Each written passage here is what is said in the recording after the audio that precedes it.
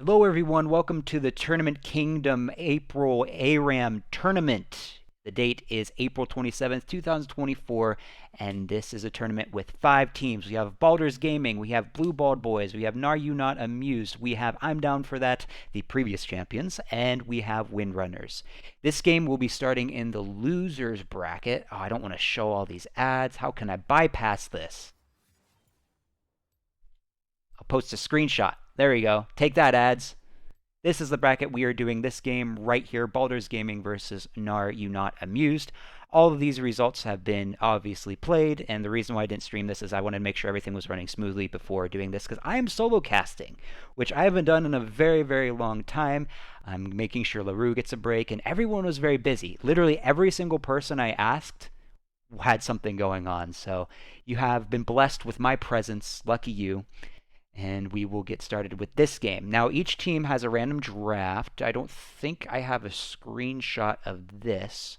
Probably shouldn't have actually showed this on stream, now that I think about it. But oh well, we will move on. So, we'll go to...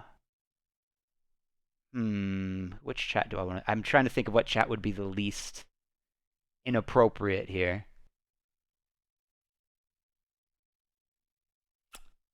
I think Baulder's Gaming is probably safer. I was right. Okay, so this was the draft, right? Blue side is Baulder's Gaming. Red side is Gnar Not Amused. These were the 15 champions that they could select from.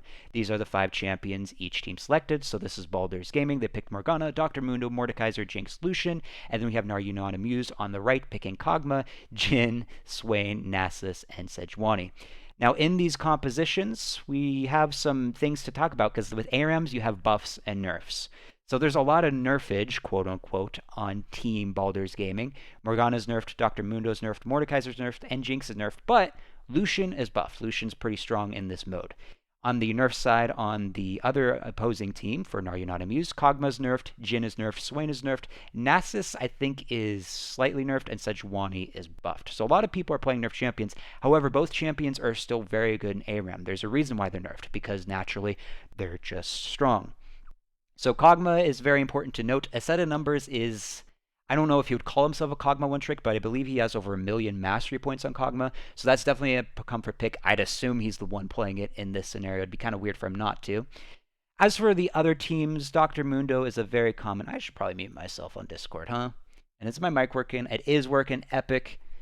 Getting back to this, Dr. Mundo, I've seen Bisexual Line play it a little bit. And then we have the Morgana, Jinx for the duo on Team Baulder's Gaming. Mordekaiser, I believe this patch is current where they've updated it. I do not quote me on this just in case I happen to be wrong, but I believe it's live right now where the Mordekaiser ult cannot be QSS'd. Which, if it is the live patch, then that is a pretty significant thing that we are going to have to keep very close eye on, and I'm very thankful we're in Spectator to actually see what is going on. We do see a set of numbers piloting the Kog'Maw, unsurprisingly. And yeah, 1.7 million mastery point Kog'Maw. Lucky RNG on his side on that one. We'll be able to deal some good decent damage against the Mundo and the Mordekaiser, depending on how Mordekaiser builds, if he builds tanky. Looks like we have a fleet footwork on Nasus, so I don't know if they're going to let Nasus farm this up. We shall see how Gnar Not Amused is going to distribute the farm between one another. Zoom out a little bit here. Let me tab out real quick, make sure I have chat open just in case there's any questions, concerns, etc. There we go. We are good to go. Builds, nothing too crazy here that I can tell. Looks pretty standard. Looks like Mordekaiser is going to start Riftmaker. Looks like Dr. Mundo is going to try and go for the Heartsteel. These teams have faced each other before name-wise, but there are a lot of new players here. Samboya, the Nasus is brand new. Jay, I don't think it's played in a tournament recently. Everyone else on this team except Tashi and Bisexual Lion, this is their first tournament. So a lot of newcomers here, starting in the losers bracket. Whoever loses this game will be eliminated. Whoever wins this game will move on to losers round 2. Some very interesting trash talk going on here. We'll see how fast I mute this. Mordekaiser E goes wide. Okay, Tissue with a nice root into the Jhin root W. Nice bind landing onto Nasus. I don't know if I should leave the scoreboard up or not for now during the fights. The side number is good positioning with his mechanics on the Kog'Maw. She's kind of low. Unfortunately, there's no way in Spectator, at least that I could figure out where the health shrines come up. It's very important in competitive tournaments for ARAM to position yourself around that. But a 3-man root coming out from the Swain. Follow up. Cryptic will heal some of that with her W. Bisexual line gets low. Jin W is blocked by Cryptic. Good screening. Cryptic goes down. Peridot goes down as well. First Blood goes over to a set of numbers. Meridian Bind lands on Jin. Will they be able to finish off? Flash goes out. Jay is ghosted and he is going to run away, but he's not. Gets killed by Peridian, and Peridian goes down as well. Bisexual line and Tachi22 are quite low themselves. Set of numbers, Tissue, Samboya, and Zombie Smurf will try and push this in, get some damage in here. Nice pullback from Cryptic. Jinx Chompers also lands onto Tissue, so the Swain. Set of numbers, Flash Sword does not be able to finish off Tashi. Tissue throws out an E, doesn't manage to find any champions. Health Pack will heal some of them. Tissue opting not to go for the Health Pack. Check the scores and the items. Again, nothing too crazy. Swain will go down here. Nice pick by Cryptic. Health Pack for Team Gnar and Amused back there if they decide to do it. Same Health Pack back here for Team Baulder's Gaming. Tashi looks like he wants to go get that health back.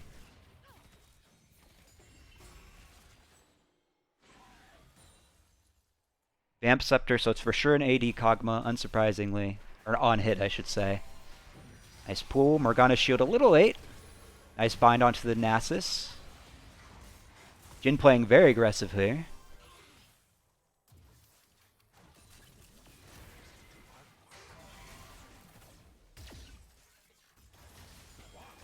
Bind lands onto Jin. Bisexual line throws a cleaver. Pokes him out a little bit. There is a snowball in Jin. Doubt that they will take it. Nice pullback. Cryptic has landed a lot of these good Mordekaiser E's. I definitely think that each team needs to buy healing reduction, though. We'll see who gets healing reduction first. Nice pullback from the E from the Swain. Saboya takes down Cryptic. Tashi is one-shot. Tissue flashes for Tashi, takes him down. Sejuani is irrelevant with that ult because Bisexual Alliance passive, the Dr. Mundo passive, prevents him from getting CC'd. Samboya flashes but doesn't have enough damage with his Q, and now he's low mana. He could probably throw in one more Q. Here comes the Jin ultimate. Samboya will go down to the tower. Jin gets a kill onto Peridot, aka the Jinx. Baulder's Gaming will now reset with a little bit more gold. Lucian ult comes out, doesn't manage to finish anyone off, but Tashi will flash for it. Managed to finish off Tissue. Jay throws out the fourth shot, trying to reload, and will die while he's reloading. Tashi will go down by Zombie Smurf. And a set of numbers is ghosted. He wants all these kills. Chompers go out to zone him out a little bit. And he decides to disengage. Bind lands onto a set of numbers, followed up by the Morg damage.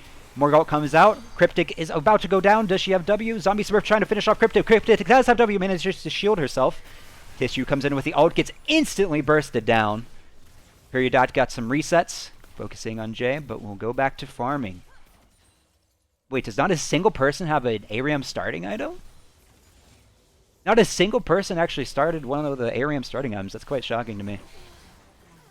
The Artillery Barrage, I believe that's what it's called, on Kog'Maw. The ultimate lands onto Peridian. Kills the Morgana. The injury's completed on the Morgana with that death, though, so that will feel pretty good, shredding against the Sejuani. Nasus building the Triforce first item. How's he doing on the stackage? He is 240 stacks at 5 minutes. Now, keep in mind, in ARAM, his stacks are buffed. I think he gets, I want to say, double the amount of stacks. And they are letting him farm. You can see he has 31 minion kills compared to everyone else. So they are strategically letting Samboya farm this out. So this will be very interesting. I think this is the very first ever Nasus game that we've had in the Tournament Kingdom ARAM tournaments. And also definitely the first on hit, or not on hit, I should say. I guess this is a standard build for Nasus in normals. The meta build, I guess. I would say this is meta in ARAM. Jinx going for a normal attack damage build, not going lethality build that you sometimes see people going with Axiom Arc and Collector. Zombie Smurf goes in, gets pulled by the Cryptic and the Mordekaiser E. Cryptic will get lower. Peridian flashes out with the ultimate, tries to root Samboya. Samboya does go down. Samboya does have some stacks. He needs to clean it up, but he will not be able to. Jinx gets 2 resets. Can she get a 3rd reset here? Poking out Tissue, poking out a set of numbers throwing out the artillery barrage. Doesn't get a reset onto the set of numbers, but Tissue will finish off Jinx and stop that resetage. Jin ult comes out. Here comes the curtain call, trying to aim for a bisexual line, get him down.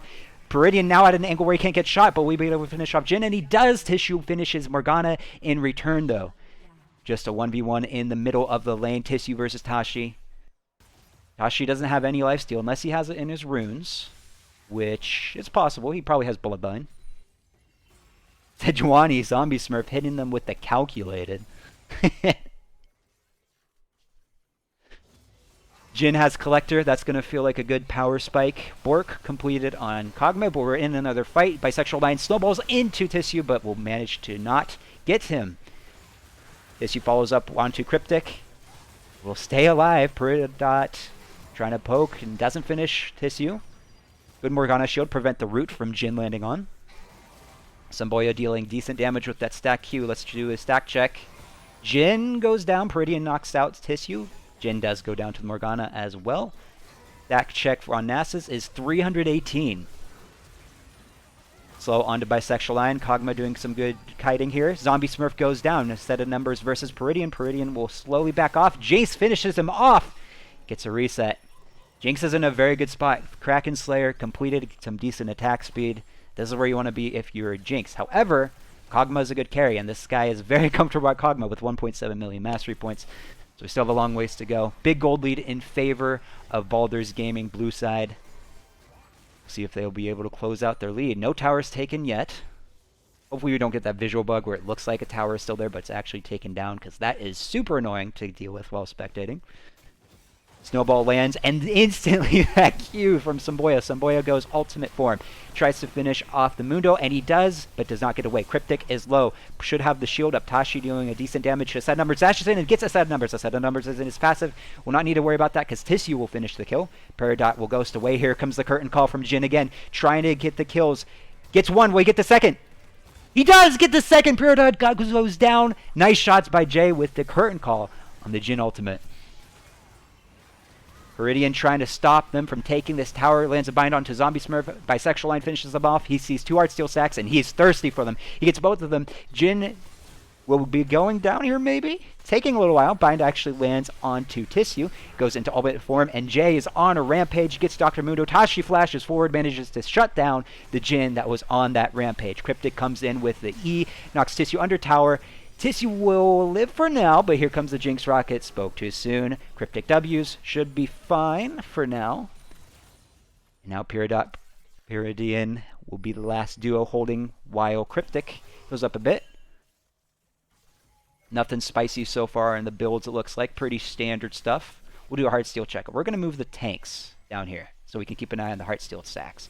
Dr. Mundo, a.k.a. Bisexual Lion, winning in the Heartsteel race currently against Sejuani, Zombie Smurf. Gotta feel pretty good if you're Mundo. Still no towers taken. Very close game.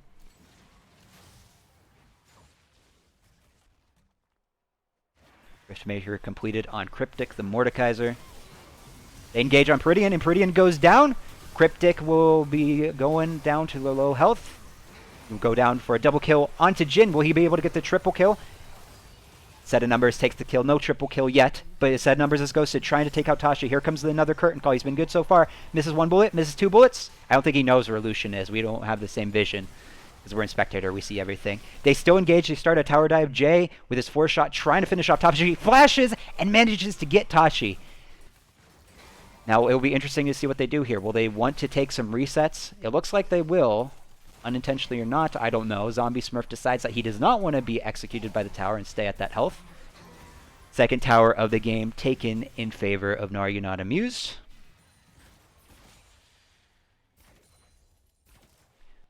And then we'll get a bit of a rest now. Unless Snowball lands onto Jay from Cryptic. Jay missed the W.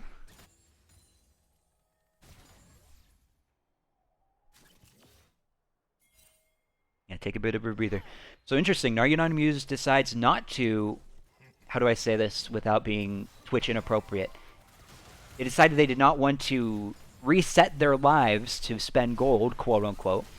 Got to go for the health. Tissue gets caught out, but he pops some ultimate, gets some health back, and he decides to re-engage. Zombie Smurf is trying to follow that up. Pure Dot gets one reset on the Jinx. Peridian is deep in Zonia's, manages to root down the Nasus. Zombie Smurf gets pulled in by the Mordekaiser E. Zombie Smurf will stay alive for now. Cryptic flashes the ultimates from Sejuani. Samboya is low mana, so he can probably afford one or two more Qs. I know Nasus Q is 20, gets some health back from the health. And then the Jhin ultimate comes out on a rampage, gets a double kill with that onto the Jinx and Mordekaiser. Lucian whips out the Glock. But Samboya wants the blood. He slows him with the W and gets the stack with the Q. How many stacks total is that now? 504 and 11 minutes and 46 seconds. Uh-oh, bisexual line going in. He is tanky. He can get some heartsteel stacks and maybe get some kills. He kills one. There goes Jay. Will he get a set of numbers? He will get a set of numbers. Now he's in a 2v2 with Peridian. Peridian puts out that shield, tries to protect him. Won't do much now. But here comes Cryptic, Mordekaiser. Morgana trying to follow up. And here comes Peridot. The Jace could get some resets. He manages to get the Nasus. Okay, that's a good shutdown with gold. They don't see the Jhin traps, keep in mind. We don't have that vision. Zap lands onto Tissue. Tissue flashes to safety. Hey, a bit of a gold swing now. Are You Not Amused has the lead, 2k gold. Still a close game, anyone's game. Tissue goes in, ults. He does not have Zonia's. Pretty aggressive there. Maybe he wanted to die and reset, and he thought that was the best decision. Jay has 4-shot, trying to eye one of those low health people. Shoots Peridian. Peridian loses some health, but will be okay for now. Ooh, good dodge by Jay to dodge the Cryptic Mordekaiser E. Oh, Snowball lands onto Peridian, flashes, but binds the Nasus. Cryptic is shielded quite a bit with 2 shields. Samboya goes into ultimate form. And his set of numbers is ghosting, trying to best to kite to win this fight. Peridots gets low. Tissue, or not Tissue, excuse me, Peridot managed to take out Kog'Maw along with the Morgana, who gets the execution on the kill. But he gets the reset. Double kill onto Jhin. Man, this Jay's Jhin is something to see. Triple kill, and then whips out the curtain call. Let's move the camera, see how many times Tahashi dodges. Okay, again, Tahashi knew he was probably safer because Jay did not have vision to see where he's landed. Last stand potentially here. Or, oh, you didn't see that. You didn't see anything. That doesn't exist. We don't know what happened. Baulder's gaming. Last stand here under the tower. Cryptic gets pulled in, goes down. Peridot is now up. Peridian goes in with the Morgan gauge. She does have Zonia's if she decides to use it. Peridot in a good position behind tower. Gets 1 reset. Gets 2 resets. Peridot trying his best to kite this out, but he will not be able to. Tissue will need to deal with the other health tank of Bisexual Lion, both healing quite a bit in their kits. Morgana lands a bind onto Tissue. Tissue should go down by Tashi, and Tissue does. Samboya runs for the hills for now. A set of numbers hiding the bush, trying to take out the tank, has perfect items to shred tanks.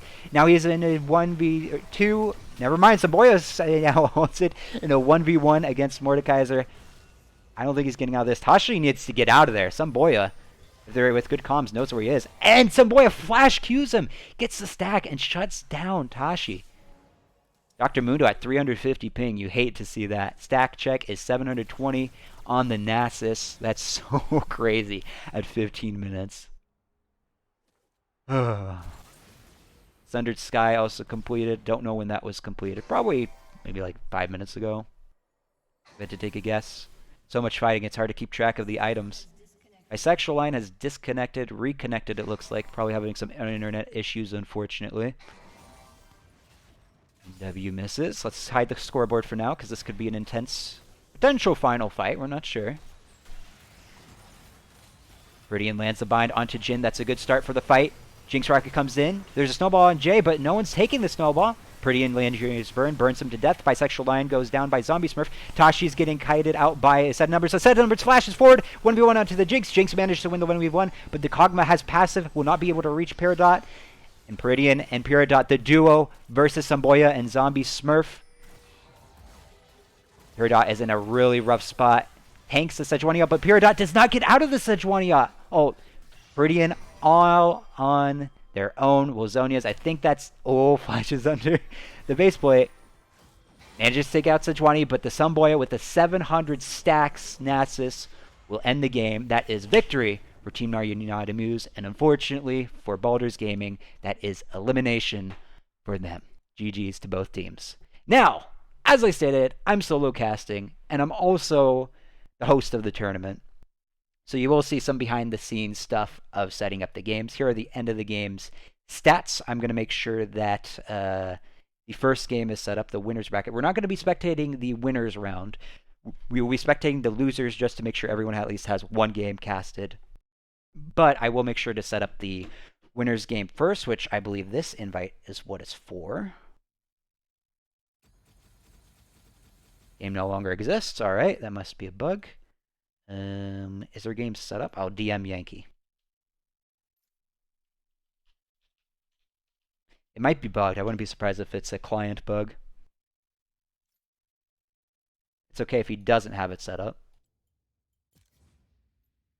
Let me ask Llama. I know he's active.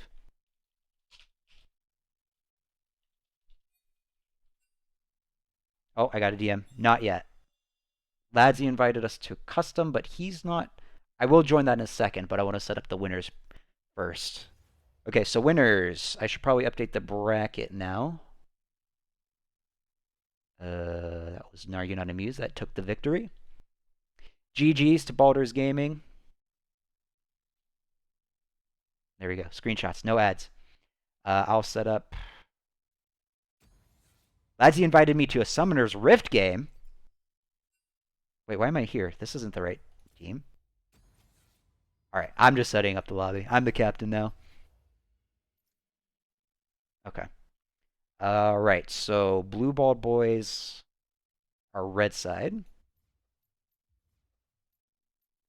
And then we have Windrunners, who are blue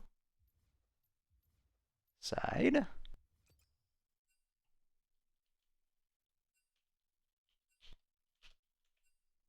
What's Up Noobs? I have no idea who What's Up Noobs is.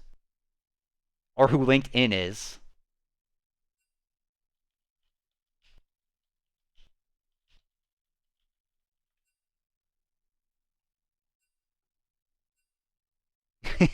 LinkedIn and What's Up Noobs are not the players. I need a DM Llama.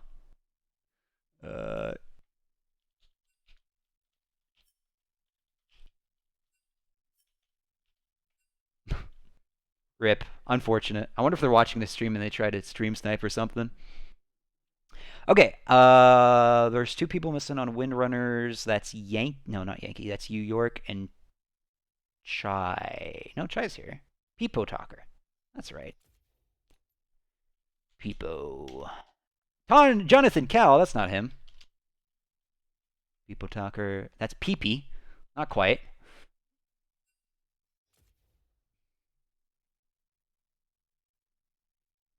Okay, so these guys already got their drafts. Okay.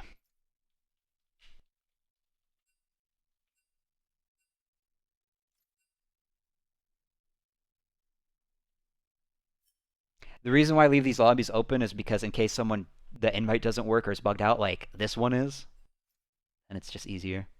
Okay, now we have everyone. We have... Screw spelling! There we go. He's probably thinking I'm having a stroke or something, but we're okay. Okay. Alright, I'm going to leave these guys be. You may... I don't need caps. You may start when both teams are ready. Set up losers. Okay. We'll set up losers now. So the losers, pull up the brackets. I'm down for that versus Gnar Unedited Amused. I'm down. I haven't done a draft yet. Oh, they have a game going. They have everyone in here? Oh my goodness, look at that. Beautiful. All right. Let's generate some champions. I'm closing my eyes. I'll stop in 3, 2, 1, 0. Okay, here's the drafts. I'll make sure to screenshot this. Post it in the Discord. Who's who? I need to pull up this thing. Okay, so I'm down for that is blue team.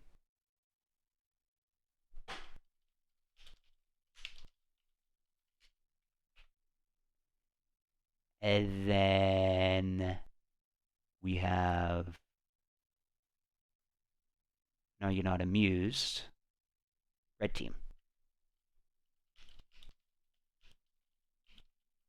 You may have noticed that my professionalism kind of goes down whenever I'm live, because now I'm just speed running this. So everyone got it. So now you're not amused. Got it. I'm down for that. Got it. They're blue team. They're red team. Make sure that's correct. This is blue. This is red. Yep, that's correct. So let's take a look at the draft that they got. So again, blue team. Let's pull this up. That. So blue team is I'm down for that. These are the champions that they could select. And then Naryan Amuse can choose from these champions. I'm curious what they're saying in chat. Are they saying anything? Hey, whoa, whoa, whoa. Okay, no idea what kind of trash talk that is. But epic. Move this back over here. Let me make sure that... Okay, they're in champion select. So this is the winners. Like I said, we're not viewing the winners right now because it's just easier to do the losers so everyone gets a game. And eventually we're going to either see Windrunners or Blue Ball Boys in the future. Okay, because even if they lose, we're going to see them in the losers bracket. If they win, they're going to be in finals, and we're, of course, going to stream finals here. Anyways, getting back to this. I mean, it's ultimately up to the players. I don't really want to say too much, because I know what some people... I should probably not have this. Where can I go? Go to ARAM drafting. Just in case they're trying to talk strategy. That's my apologies if they were discussing strategy. And then I guess I will move this to a new tab. Boom. There we have it. Yeah, so I want to be very cautious with what I say because I know some of these players and know what their comfort picks are. And it'd be an unfair advantage if it's just like, oh man, this guy is AD Yumi one trick. They're thinking, oh guys, we need to counter the AD Yumi. We can't handle that. There's no Yumi in this draft. Unfortunately, would love to see the AD Yumi.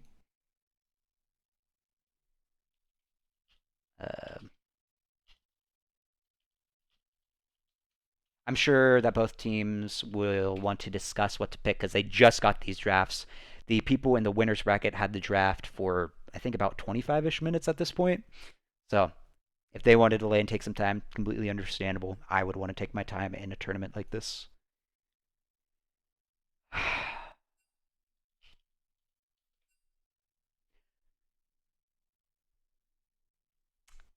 Okay, comp-wise, assuming that I don't know the players, I must say, I think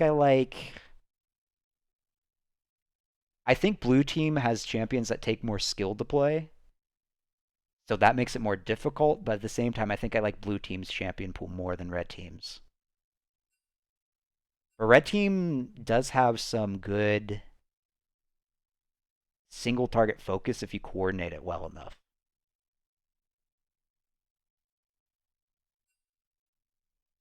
I'm just waiting to see if they're ready, but I'm so scared. I'm so scared to open chat. I never know what I'm getting with these two.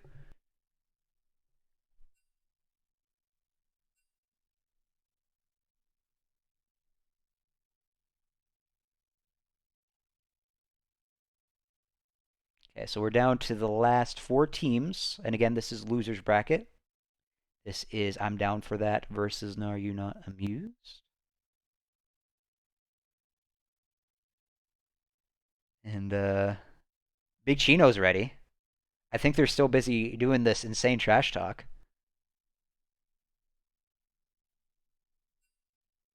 Can we re-roll a player?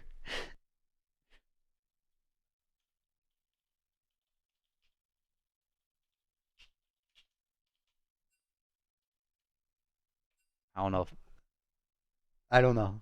That'd be an interesting mechanic. I actually did have an idea that I never pursued because it just sounded way too complicated, but maybe if we had some more commitment, where it would be teams of 4, and every time you play a game, the teams would be randomly drafted, so you have different teammates.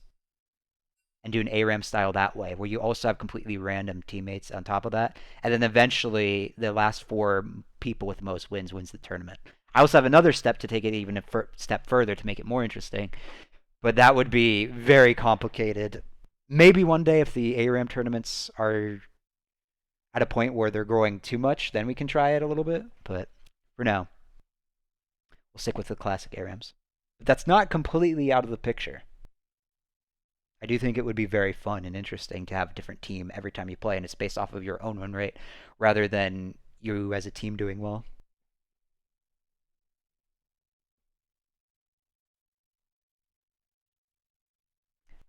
I just don't know if they're starting.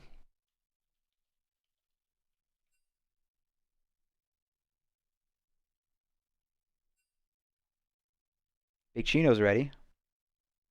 Set of numbers is the host. Blue side is ready.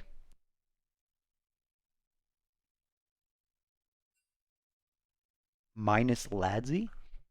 What's going on with Ladsy? Hmm.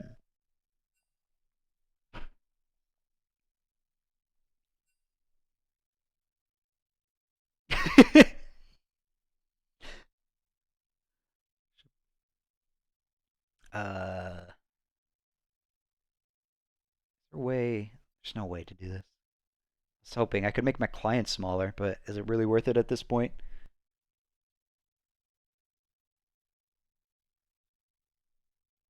I'm thinking about setting a timer. I'm close. I'm close to pulling the trigger.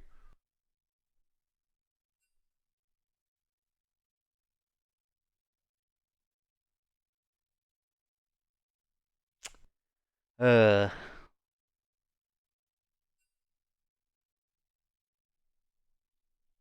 I should probably just do it on a different tab. We'll do 1 minute, and then we'll see where we are. And you thought I was joking, huh? Never. I never joke about my timers. I'm all about the timers. They call me all timers.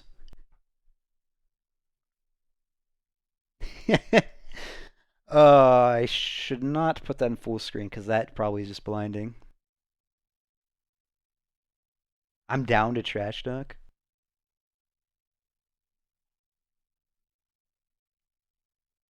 I made a joke and said that Baulder's Gaming previously were actually better than Creamy Pie's team. That was their name, was better than Creamy Pie's team. I said instead of changing it to Baulder's Gaming, they should just change it as a meme to better than every team and just get everyone's reactions. But they got last place, unfortunately. Which would have been even funnier, though, with the name, because it would have been a meme, if you think about it. Oh, I hear the timer beeping. I'll ask how long they need.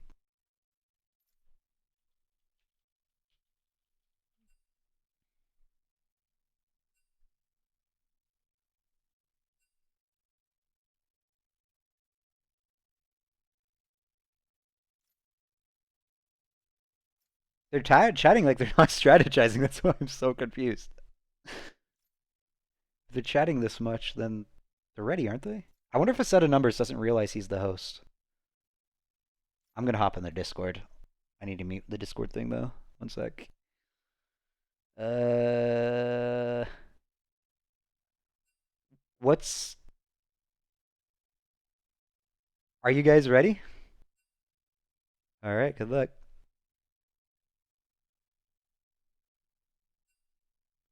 They said they're ready. I know you guys didn't pick that up because at least you shouldn't have. Hang on, let me test something. You should hear an air horn. What's more quiet? A quack noise. Yeah. Okay.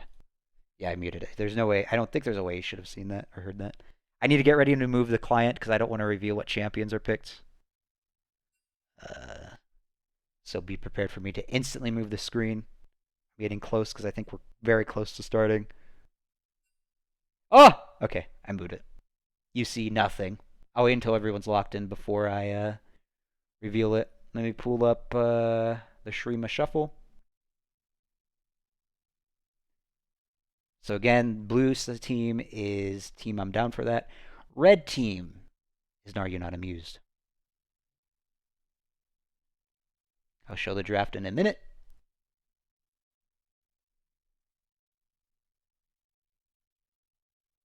I don't think it plays audio, right? Because I just saw a champion pop up on my screen and I know his voice line, but I didn't hear anything, so I think we're okay.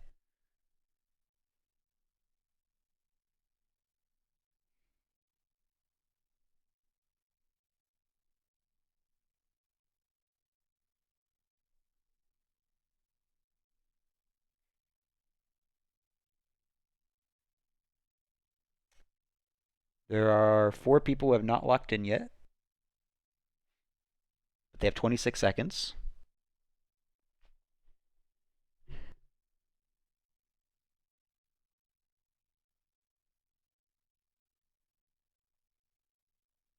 Two people left to lock in. 10 seconds left. One person to lock in. 6, 5, 4, 3, 2, 1, 0. And I will reveal the drafts in 6 seconds just to make sure. Now...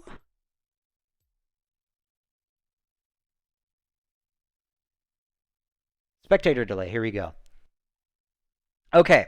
So team 1, like I said, was I'm down for that. Team 2 is Team Gnar, You Not Amused. So I want to start off with Gnar, You Not Amused real quick. You saw me click Generate Champions randomly. I probably shouldn't have clicked that, actually, because now we lost it. But I was clicking Generate Champions randomly. And just by luck, Ascend Numbers does get his Kog'Maw again. So that's just the way the cookie crumbles sometimes in RNGesus. So he will get a set of numbers Kog'Maw. We'll see that for a second time. That will compare quite well with the Braum. Decent CC, follow up with the Lux. Gangplank, I don't know, Gangplank is very hit or miss. It depends on the skill of the Gangplank player, and I'm not sure who plays Gangplank here. And you have Jace. So a decent amount of poke from both teams, or this team, I should say. But on the other team, it depends on the Kai'Sa build. It depends on how good the poke is there. You have a little bit of poke of MFQ if you're good at with that. Kai'Sa AP could be really good with poke, but I'm not sure how she's building her. She might be building hybrid, AD, AP. We shall see once we get in game. I'd assume AP here. I think AP would be better. But then again, you have Braum. Braum is really good against poke damages. And Braum is also really good into Misfortune. I think Braum is a really good pick here. I don't know if they intentionally said they're probably going to pick XYZ champions. Let's pick Braum to try and counter this. Or they just really like Braum. You could go either or in ARAMs. Azir is buffed in ARAM. Thresh is normal ARAM. Kai'Sa, I believe, has attack speed scaling in ARAM and takes less damage. Misfortune's nerfed in ARAM. Set is heavily nerfed in ARAM. Gangplank, I think, has a slight buff. Kog'Maw is nerfed in ARAM. Jace is balanced. Lux is nerfed, and Braum is balanced as well. By balance, I mean there's no buffs or nerfs to them. They're just normal. So overall, which comp would I want? It really depends on how good the Braum and Gangplank are. If the Gangplank and Braum are really good, I'd want their comp. If they're not as good, then I would probably want Team 1 comp.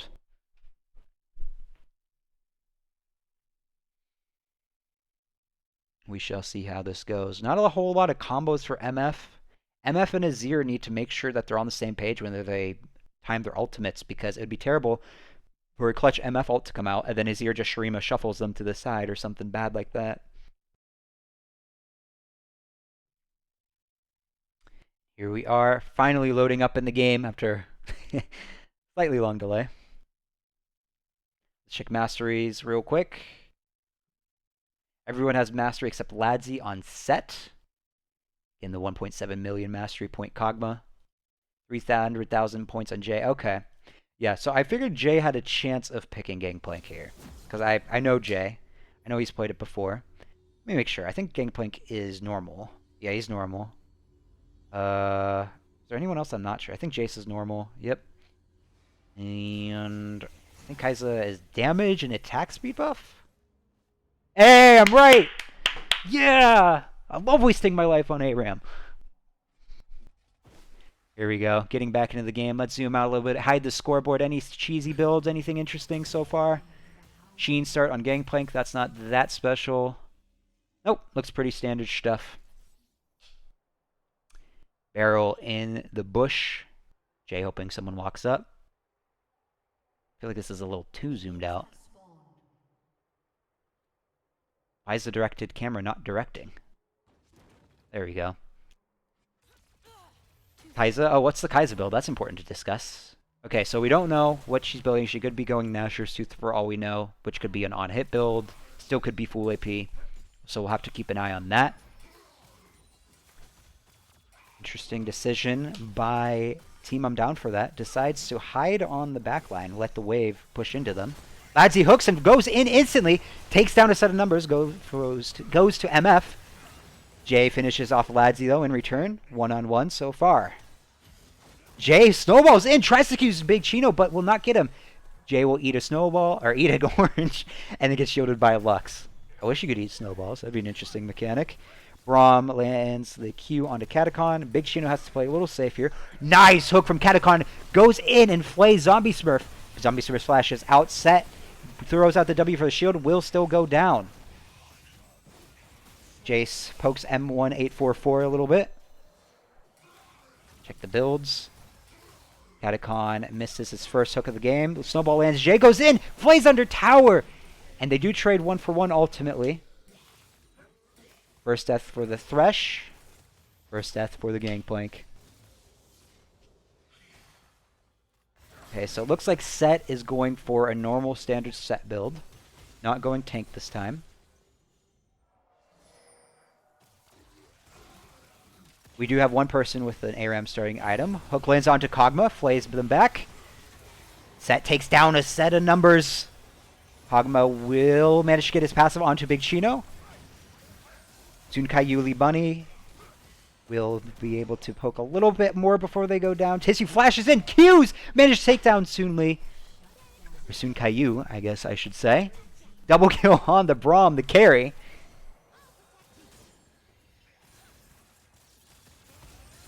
Trying to push in the wave under tower. Big Chino takes out Samboya. That will be his first death. Should have a decent item by there. Zombie Smurf takes down Catacon, the Thresh.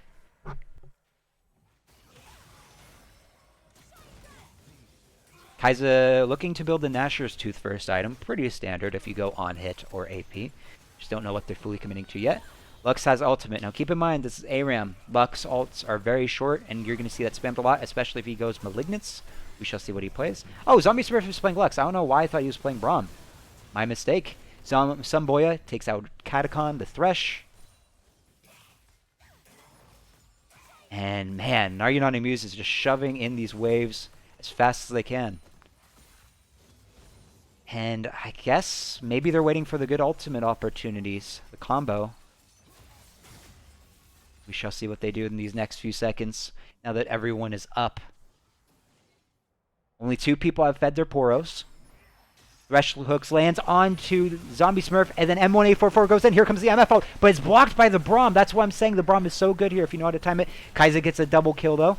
Here comes the Kai'Sa W. Soon Lee Bunny goes in, flashes, ults, and triple kill goes on to Kai'Sa. But Azir goes down in response from Jay getting that kill. Jay's probably going to think about getting that health. Jay pokes with this Q. Looks like he's going Essence Reaver, he meaning Jay. Jay gets flayed in. Ladzy flashes, pulls in a set of numbers flashes, and Braum jumps in front of Kog'Maw to save him, and the Thresh hooks lands onto Tissue. The Braum instead, Big Chino will eventually go down. Let's hide the scoreboard. Lux ult comes out, does hit Soon Caillou Lee Bunny. But they're going to take a bit of a rest now for this second.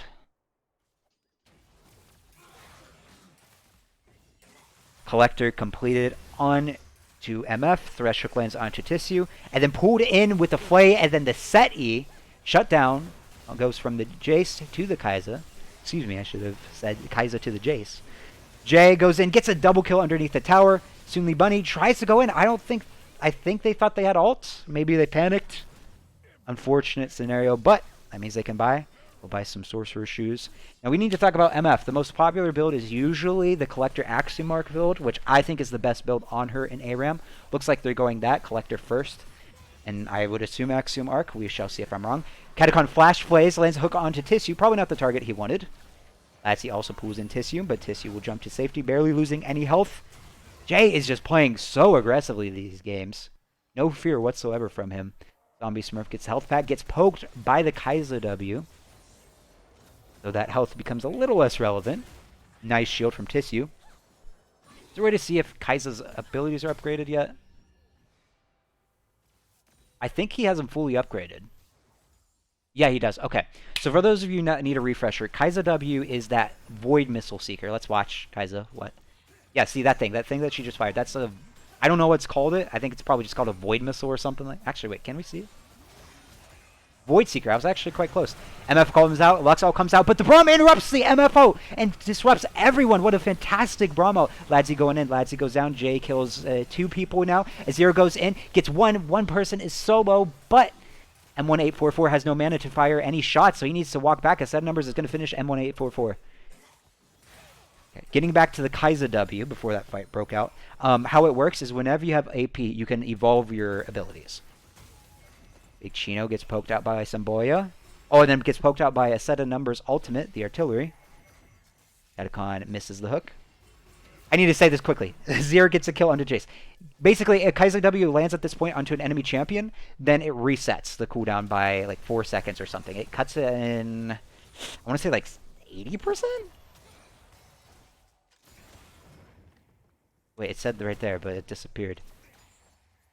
Reduces cooldown to 75%. I was so close. I said 80%. 75. Zombie Smurf reconnects. Must be having some internet issues. Kaiser Poke comes out, but doesn't do much damage because Braum has the Guardian. M1844 kills Jay. Set pulls in a set of numbers. Manages to take down a set of numbers. Kog'Maw passive will come out. Eyeing out Big Chino, and does get the kill onto Big Chino 28 and throws out the Master emote. Catacon lands a hook onto Braum. Braum misses the Q and will go down. I'm a little surprised they aren't pausing here. And the Zombie Smurf is in a call with them. Okay, it does say he's reconnected. Catacon takes the kill. There we go. Alright, now keep in mind this is a 3-minute delay. I do not know how long they've been here. Let me check Discord real quick. He's in Discord. Technical difficulties. Hop in their voice channel real quick, see what's going on. Are you guys still paused?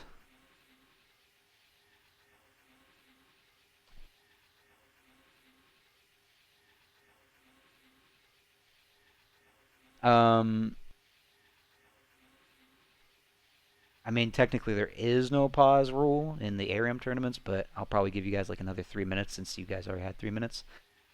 Just to be safe. We'll see though. I'll at least set a 3-minute timer so we get an idea. Because if he... No, that's Jay. And yeah, I don't think the stream is picking up your audio, but we'll set 3 minutes. Because if he's not back by 3... Because there's a 3-minute delay, so he's been gone for a while now, right?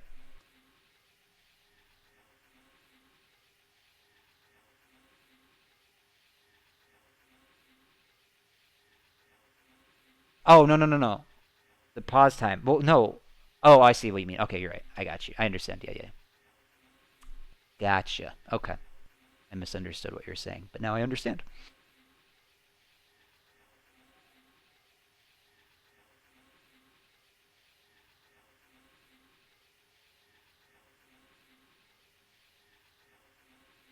Hmm.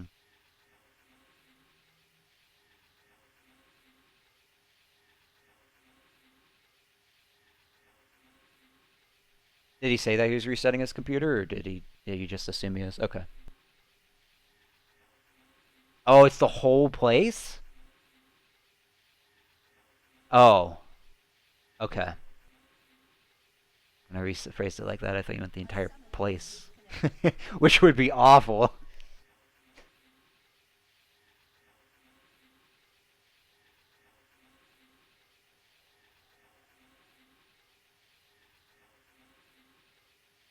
Okay, I muted myself. Just to update you guys, the player Zombie Smurf is playing at an internet cafe, and there's something wrong with his computer, so the internet cafe is going to take a reset of the computer, then we'll hopefully get him back here in a few minutes. Oh, wait, they even typed it in chat. I didn't realize. Hopefully we'll get back to it in a few minutes. I'm currently in Gnar, you're not amused team chat, which you shouldn't be able to hear.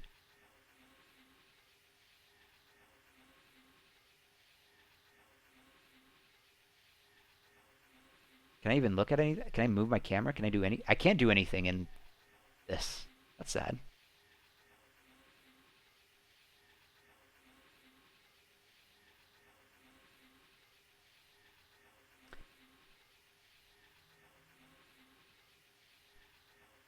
question is, how long would it take for an internet cafe computer to reset? Yeah, so I technically don't have a rule for pause time in the server. We do have pause time rules for Summoner's Rift because that's a lot more intensive.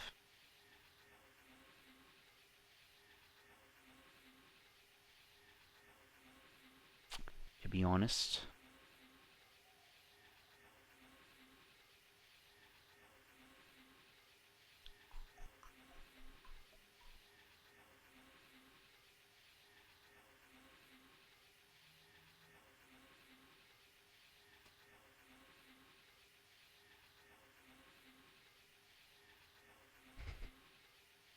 Even in the call at this point? Nope, he's not.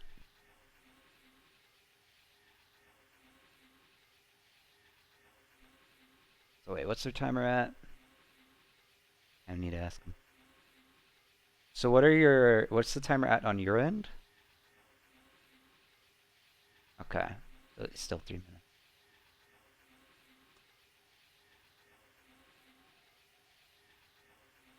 Can you just keep counting down for me? I'm kidding. I'm kidding. No, no, no, no, no, no, no, no. Uh, okay, we'll give him at least 2 more minutes. So it's a clean 10 minutes. Because if he's not back by then that was for Summoner's Rift. And yeah, that's true. Well, the problem is we don't know whenever he's getting back. That's the problem. And if it takes him 10 minutes and he's not back, then I don't know how much longer. Yeah.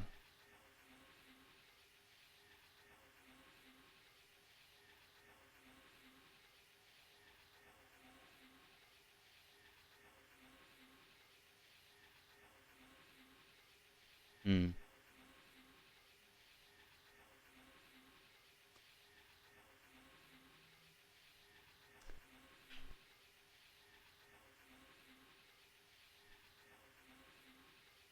Good DM. Did.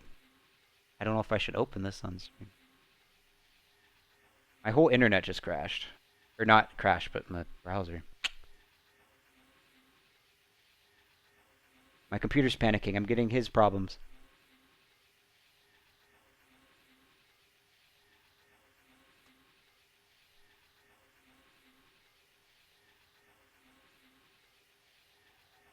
Alright, I need to shut down. Sorry, I keep forgetting I'm not on mute.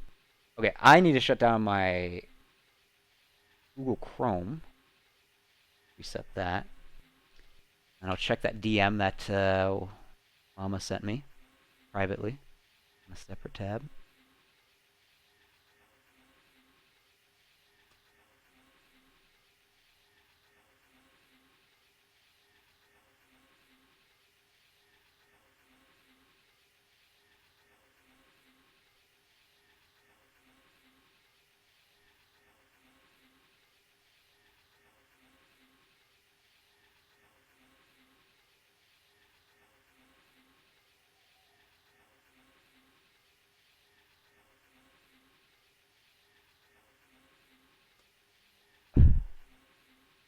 Oh shoot. I think I forgot to turn off those notifications. My bad. Thank you for the follow. I completely forgot to mute that. I'll mute the notifications now. Uh, all right. Good luck, guys. Okay. Right. So he's back. I think everything's okay for now. I will mute alerts. I appreciate the follows and all your generosity, guys. Really do. What's going on here? It's a pause, unfortunately. So yeah. So to be honest, the rules I haven't made any clear rules about pause time. To be honest, in the ARAM tournaments, because I feel like first off, this hasn't ever happened. But the reason why we have a pause time in this scenario is because ARAM 4v5s are way more difficult to fight through than Summoner's Rift. Not saying Summoner's Rift is easy, but at least with Summoner's Rift, you can go back, you can turtle in base, you can slow down minion waves, etc. ARAM, they're just going to push you and end. There's no mercy in ARAM because some games can end in 5 minutes. I mean, the shortest game we had, I think, was 7 minutes or something. So I will need to look at the drawing board and then try and figure out a rule for that. Although we are not paused, although there is a delay. Let me double check real quick. Are you guys in game? Are you guys in game?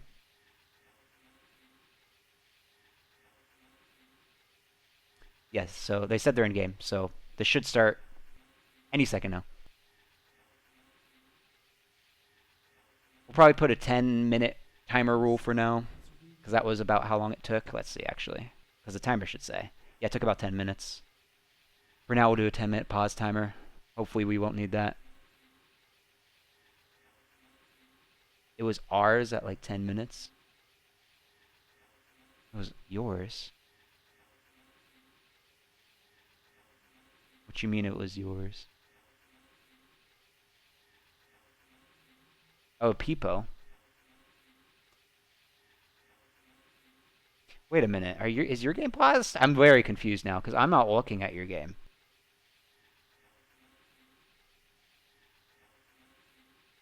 Do you have an AFK? I didn't realize you were talking about this. I thought you guys were watching.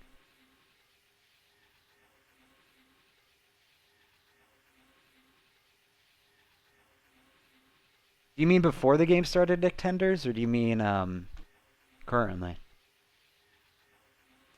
I can't. There we go. We're back live.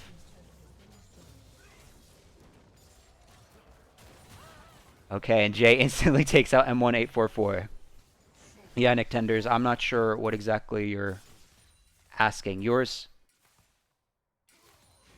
Sub 10. Oh. No, don't tell me it froze. No!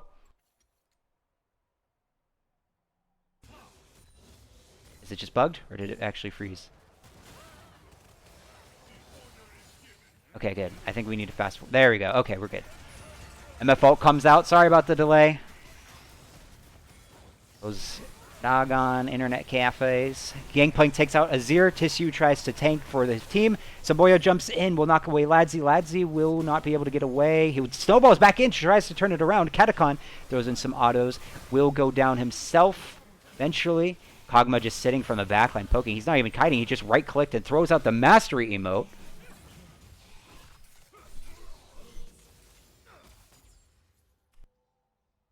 Alright. Here comes soon Kayuli Bunny. Takes out Tissue, who takes tower damage. Big Chino trying to finish off a set of numbers. Does get that off, but Kog'Maw coming in with a mastery emote and is going to finish him off with the passive. Oh, that's so sad to see. Now we have 2 Heartsteals? Yeah, we have 2 Heartsteals gamers. So let's move these at the bottom. Just so we can keep an eye on the Heartsteel stat check. Katakon lands hook onto Jay. Jay cleanses it with his orange. Ooh, the Kai'Sa W is coming in clutch now. We'll be going an on-hit build Kai'Sa, so won't be the full AP. Nashor's Tooth into Rage Blade, into attack speed boots. Pretty standard stuff. The normal build. Resh Flash hooks onto Lux, manages to hit it. Set goes in. Ults. Shutdown goes to from the Azir to the Gangplank. Ladzi is really tanky. How is he still alive? I'm really impressed. Oh, and throws in the sit-ups! And then the Be Happy emote. Now they'll wait for minions. Let's see what they do here. Will Katakon execute to try and buy some items with this low health?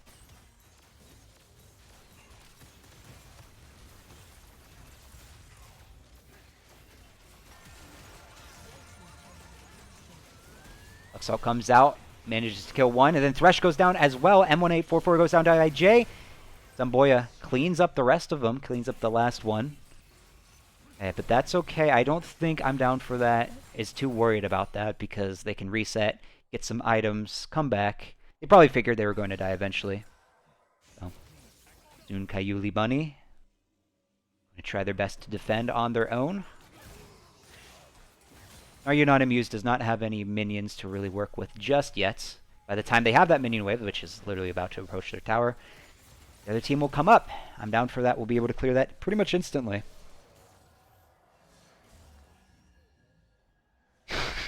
Those alerts. I appreciate it. Gold difference is not that far off from one another. Just about a 0.5k, give or take. Gold difference. Fresh hook barely misses Zombie Smurf, but a snowball lands onto him. I believe that was Ladzy's snowball, as he does not take it. Kaiser W misses.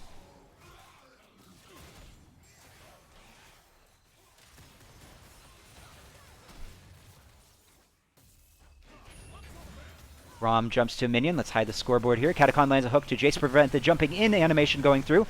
Zero. Oh, there's the anti-synergy I was worried about as Zero goes away from the MF ult. But the good news is that Naryanon Amused is still kind of low, so they can still win this, even with that slight miscommunication. Samboya is one shot. Big Chino is tunnel visioning onto that, and Samboya will manage to survive. Ladsy all on his own. Try and 1v1 Jay. Jay will take him out. Samboya and Jay are both low, though, so that means that I'm down for that. Could potentially clean that up unless Samboya hurries up and executes himself. They do have at least one health relic. Does manage to execute himself. That is huge. A minion has slain Jace. That's fantastic for them because that means that they can buy without giving any gold to... I'm down for that. And Jay is trying to get executed by the minions, but it's not working out. He's going to have to play this out now because Azir is alive and close and knows what Jay is doing. Is not going to allow that to happen. Resh, posturing to be aggressive here. Set numbers complete his Runan's Hurricane, so that will feel good to clear out the waves. Catacon throws a hook, barely misses a set of numbers. Azir, soon Kayuli Bunny spawns the passive tower. Probably won't last too long. Ladsy goes and pulls in 3. Thresh Flash plays 3 of them, and then the Kaiser follows up. Here comes a huge set W, lands onto 3. Then another hook lands onto the Braum. Braum jumps to Jay to safety. That was a really good engage by I'm down for that. Maybe they'll be able to clean up the next fight here. Now keep in mind, whoever gets eliminated from this match will be out of the tournament. Or whoever loses the match will be eliminated. Braum ult goes out, lands onto Soon Kayuli Bunny. MF ult comes out, only manages to get one, but Braum is one shot. The snowball into the auto by Azir finishes off the Braum. Tissue is now going to purchase some items. M1844 is getting a lot of tower damage. Ooh, barely dodges the Lexi. They're so low. Zombie Smurf will have ult soon. He's probably going to look to try and snipe one of them. He has ult now. Let's see how he uses it here. Tries to clear out the wave. Doesn't manage to hit most of the minions, though. Flashes to safety. Ooh, misses the bind. Big Chino's playing very aggressively. Does have the collector. We'll be able to finish him off if he gets close, but he's not getting close enough. Tower takes out Big Chino. Lux gets the kill. Manages to survive on that little bit of HP and manages to dodge the collector damage. M1844 now trying to kill them. Ladsy is now the lonesome. Oh, okay. Jay is not interested in killing Ladsy, and Samboya will get a double kill onto the set, a.k.a. the one and only Ladsy. Any interesting items here? Okay, so he's not going for Axiomark. Interesting. I thought Axiomark would have been the rush here. Decides to just go for a normal lethality build without the Axiomark. Catacon misses the ult. Nothing too spicy builds-wise that I can see here. Yeah, it looks like pretty standard stuff. Set of numbers takes down Big Chino. Zombie Smurf is still low, still riding from that previous fight.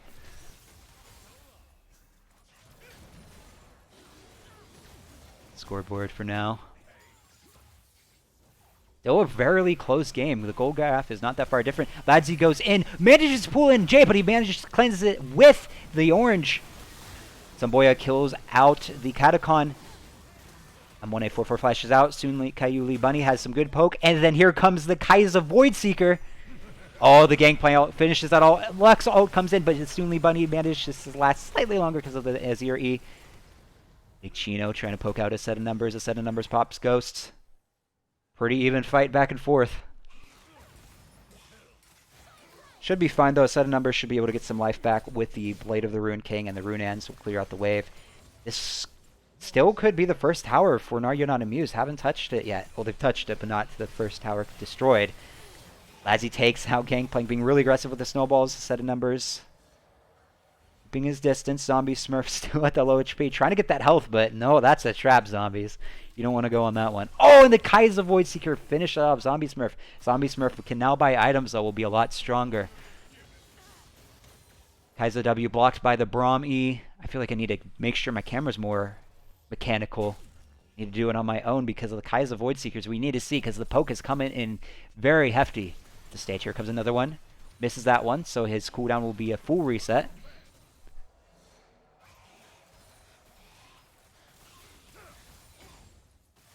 Static Shiv. Two... Is this bugged? They bought 2 glowing emotes and 2 recurve bows? I don't know if that's a visual bug somehow, or they're deciding to buy 2 of those component items because maybe they're scared that this will be the last fight or something.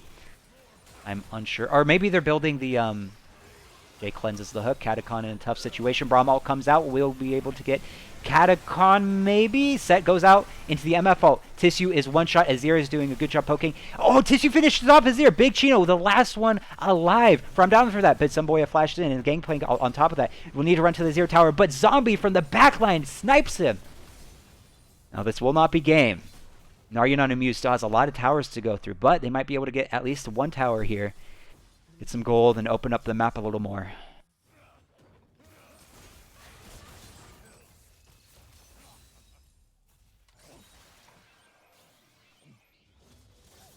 What's Jay's plan?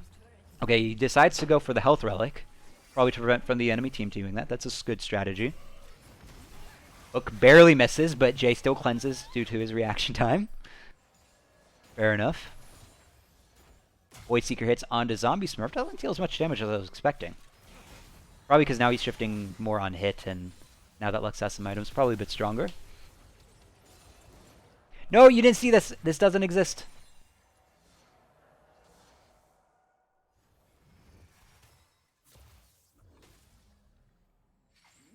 Catacon. Lands onto a minion. Plays Tissue. Tissue will jump away, though. Safety. Here comes the interrupts the MF ult. Set ults further away to disengage, it looks like. M1844 is trying to 1v1 the Gangplank on this side, but Ladzy gets Tissue. Zomboya trying to try his best. Azir ult misses barely. Ladzy is speeding up for the J. J's going to get some health back, but not in time, and will go down. Catacon will go down to the Gangplank ult. Soon Kayuli Bunny gets down by the Gangplank ult. The triple kill, and he was dead for most of that fight. And Zombie Smurf, the last man on the Howling Abyss. Okay, MF has the Axiom Arc now. So now the ults will reset consistently. Now this is pretty good, because if you think about it, if Big Chino, the Misfortune, manages to get the ults off, and it gets interrupted by Braum ult, the ult should be theoretically shorter because he's proccing the Axiom Arc. 25% off if he gets a kill on the cooldown. So that means if Braum does manage to interrupt, and if they're coordinated, team I'm down for that can just say, hey, we'll just be patient. Big Chino just needs to get his ult, get a few kills, and we'll reset and take another fight. We'll see if they follow through on that. Like I said, you really need a lot of synergy with this comp that team I'm down for that has between the Azir ult and the MF ult. And also you need to be kind of careful because Kaiser could dash forward into the fight, but Set could pull them away or pull them towards the team. So we made the stream.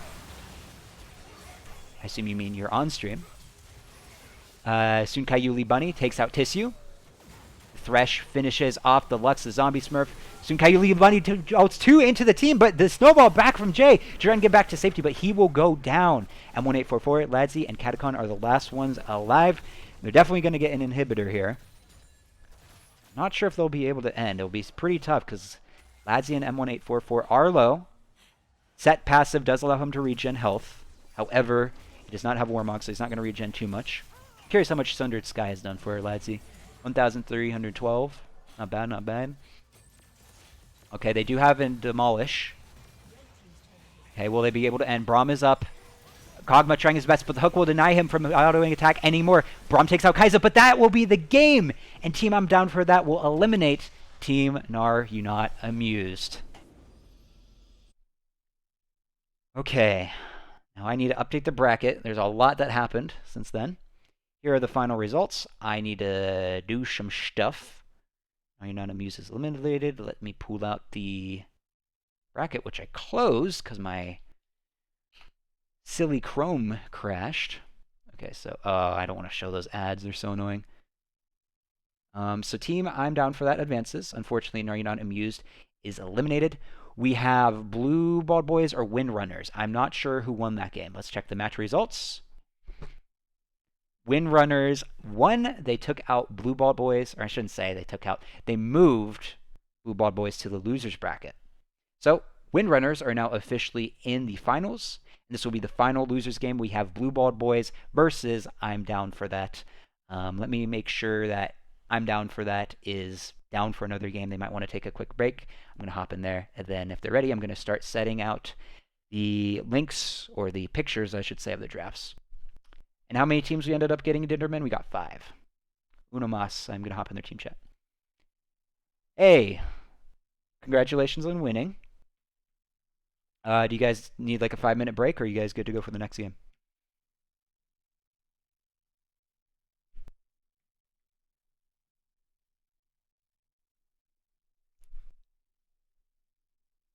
All right, I'm going to make sure Blue Ball Boys is ready, and if they are, then I'm going to send it to the both of you.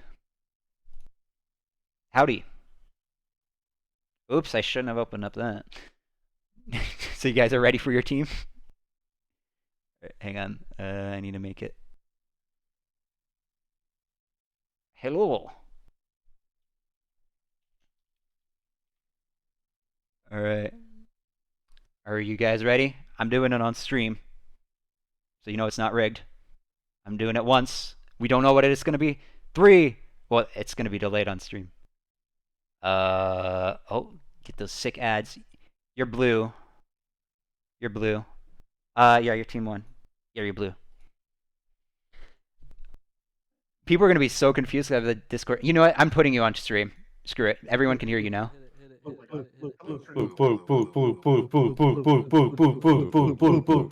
we go. All right. Oh. Huh? You guys are blue. Oh, okay, I should probably mute you guys because you might talk strategy now. Okay, you're muted. I will post the screenshots.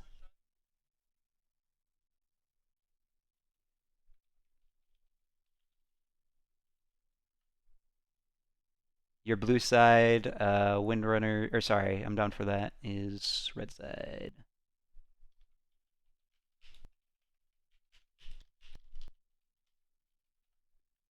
Okay, good luck, guys.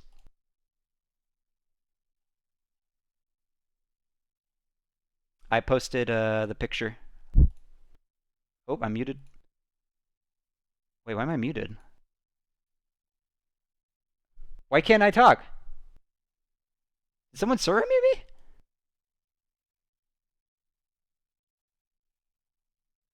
Hello? I can't speak. What the heck? I don't... This has never happened. Alright, I need to... Maybe if I reconnect.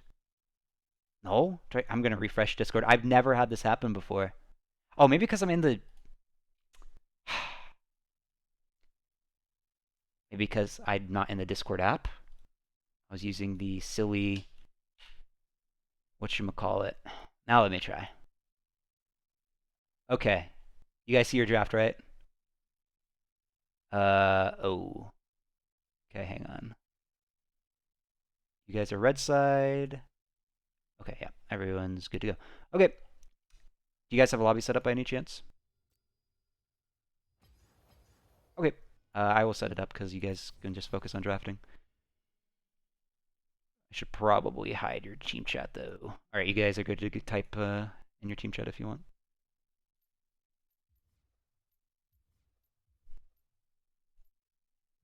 I'm leaving the voice comms now. Okay, sorry about that.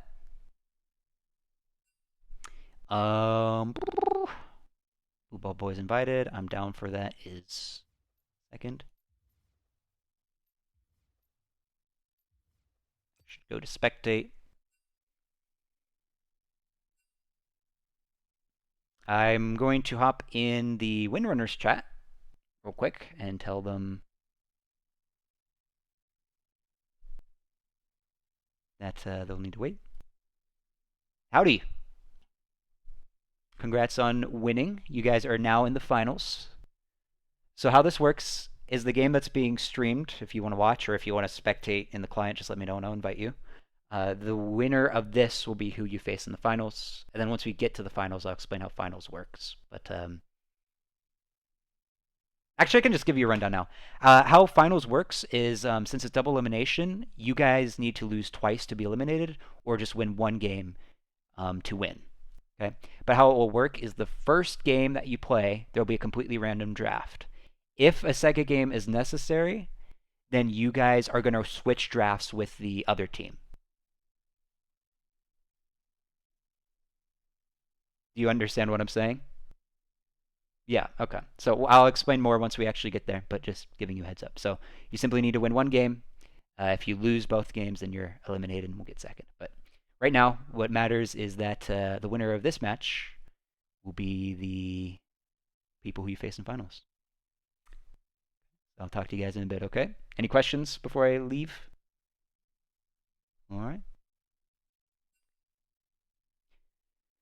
Okay, I don't know who this OKD is. Please leave OKD.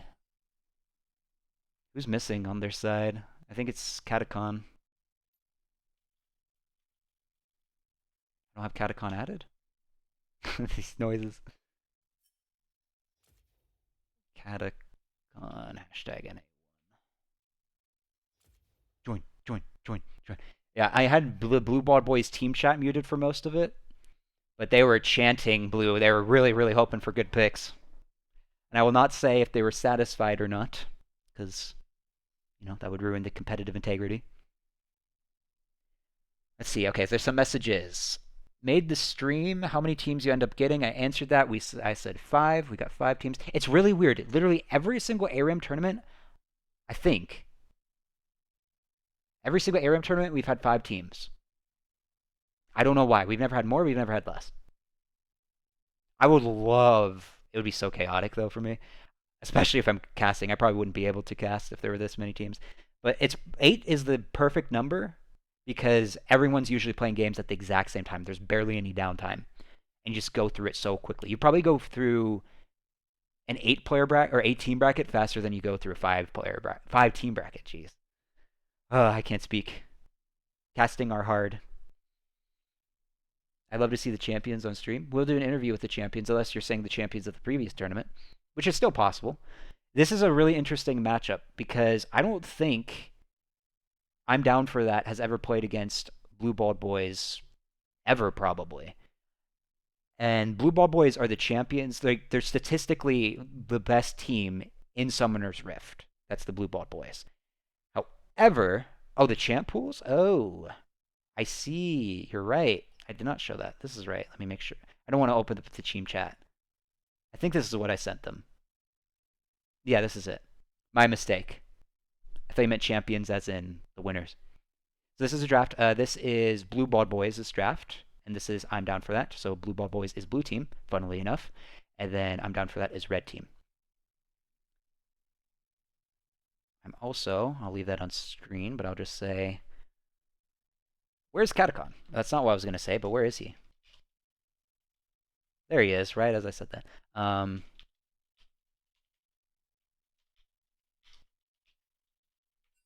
Right. Okay.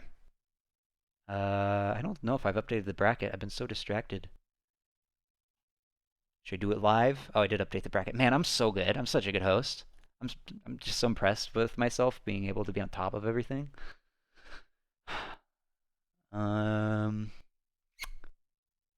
Drafts, right. I want to open up Discord on my browser real quick.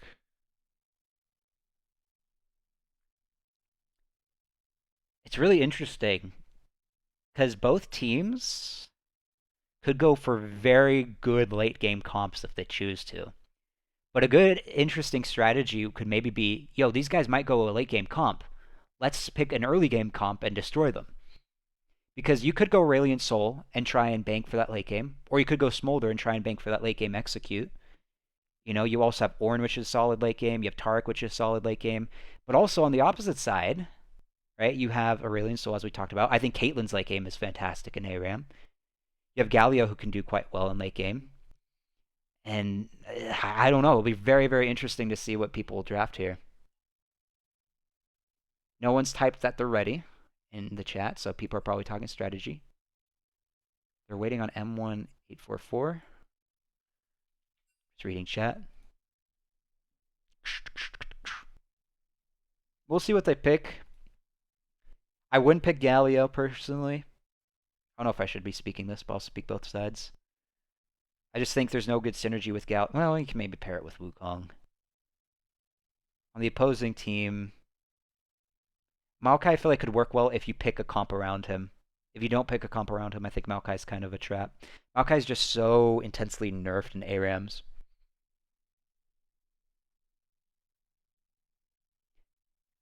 Yeah, that is the thing.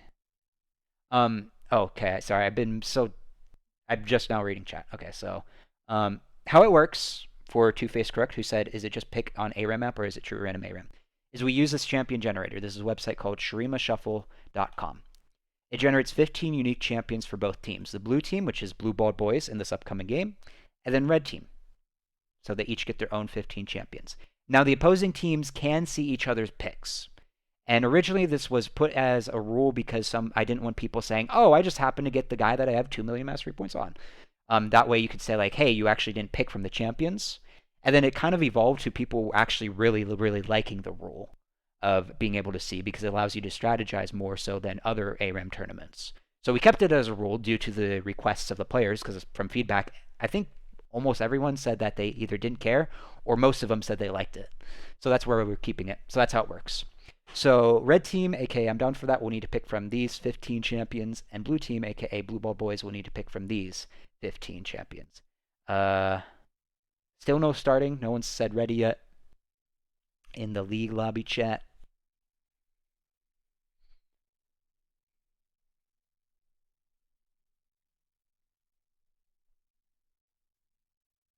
Man, Blue Ball Boys could go for an insane late game comp if they choose to, though. It's risky, though, in competitive ARAM tournaments.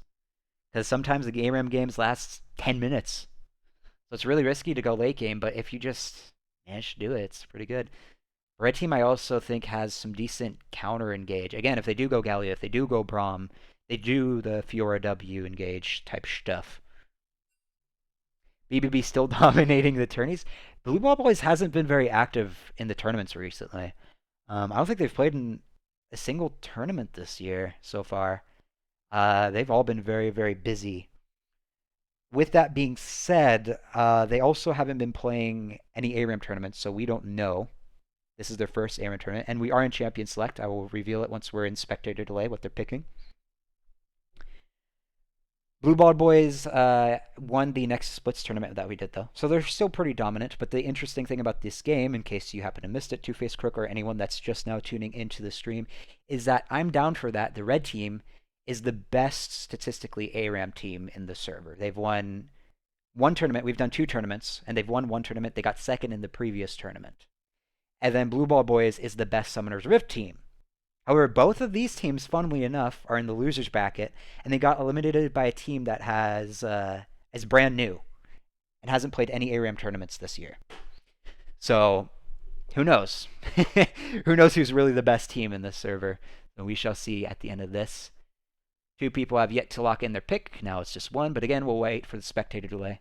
So who is the new kind of unstoppable force that replaced them? The Summoner's Rift, it's going back and forth, honestly. Without Blue Ball Boys or a team called MSU Esports. MSU Esports in the Summoner's Rift tournaments is by far, and this isn't to trash talk other teams, MSU Esports is by far the best team. By a mile. And that's the most frustrating part as a host because I really want the tournaments to be balanced, but I also want the tournaments to grow. In order to have the tournaments to grow, you need more teams. And then when you have MSU Esports, who I have nothing but love and appreciation for, not their fault that they're so skilled, but they are just so unbelievably dominant. They've never even lost a game. They've won every single tournament, never even dropping a game. So MSU Esports, I think, is on the highest level in the Summoner's Rift tournaments. Blue Ball Boys, I think, is on their own level. And then everyone else, I feel like it's a toss-up. I feel like everyone's fairly even matched, minus maybe like 1 or 2 teams who are slightly below. Yeah, MSU Esports is a college team. It's Mississippi. They are a college team. They play at a much more competitive level than these tournaments. And they're so busy with their college league that they barely have time to play in these tournaments. So yeah, I'm not surprised that they're the best team in the server by a mile, and I don't think anyone be offended. They are anyone that plays against MSU Esports has been obliterated. I don't think any team would be offended by me saying that. Which again, I hate. I don't like seeing teams stomp other teams. It makes for a boring tournament. But it's just the good news and bad news is that the bad news is that MSU Esports are busy and don't really play too much. The good news is that since they don't play too much, usually the tournaments are more balanced. You'd say they're hurting their growth more than anything? I think that's debatable, to be honest. I do agree that it can hurt the growth for people that are playing consistently. However, the difference is that MSU Esports isn't really active enough to warrant just remove them. Ideally, the perfect scenario is we get so many teams that we can balance them. So MSU Esports is in their own tier and the people that aren't as skilled is in their own tier. But we just simply don't have enough teams at this point. That's the whole goal. Like I have this, let me find it since we're kind of waiting. I have so many text channels that no one even knows exist. Leaderboard updates. No, that's not it. Where is it? How do I not know where this is?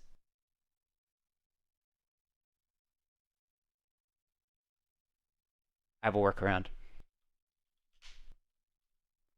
Teams leaderboard, that's it. Yeah, so we have this teams leaderboard, right? And then it gives people that can climb, gaining king points, and then people that can demote. There's currently only one team that has low points. And then the idea is if we have enough teams, we separate the top teams in their own tier and the bottom teams. However, again, the problem is there's not enough teams. It's a tough situation because in order to grow, you need more teams. But in order to get more teams, you sometimes have unbalanced things like MSU Esports dominating. So MSU Esports hasn't been active, though. They haven't played in a tournament. I think they only played in one tournament last year. Most of us aren't in real teams. We're just a group of good friends. Yeah, that's most people. I don't really need to worry about MSU Esports becoming a problem yet because they're not active enough. Once they become active enough, then we'll talk. I'll probably go back to the drawing board. Also, on top of that, the thing that people need to realize is the best teams bring out the best players. If you play against the best teams, who's to say that you won't be the underdog and manage to beat them? I know it's highly unlikely to beat a college team. I get that. Just saying.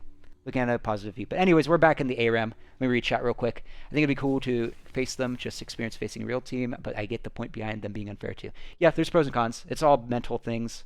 Like I said, I'm not going to remove them or encourage them to play. They're always welcome no matter what. If it becomes consistently, then then we'll see how everyone else feels. Getting back to the ARAM thing, ASAP Dubs asked, do you think you could invite other college teams? That could be a whole thing. I don't think college teams would want to play in a league this small, to be honest. If there was a big prize pool, maybe. But I think a lot of college teams probably would not be interested. And also some college teams are actually paid. Some of the players actually make money and probably have other more important tournaments to compete in than Tournament Kingdom. As important as this is to me. I don't know why this keeps freezing. But maybe one day. Fast forward real quick. Okay, there we go. All right. Enough about Tournament Kingdom history. Let's talk about the ARAM tournaments. We have Blue Ball Boys Team 1, blue side. And then we have Team I'm Down For That on the red side. Some fun dances and shenanigans happening right now. Some fist bumps. Oh, the 5-man fist bump? You don't see that every day. Blue Ball Boys with that sick coordination. Let's open up the items. Anything spicy here? Looks like Riftmaker first will be built for Gwen. Orn engages onto the Aurelian Soul. Doesn't have much follow-up. The Aurelian Soul is spinning around like crazy. Question mark goes into the Gwen W. And the scoreboard for now.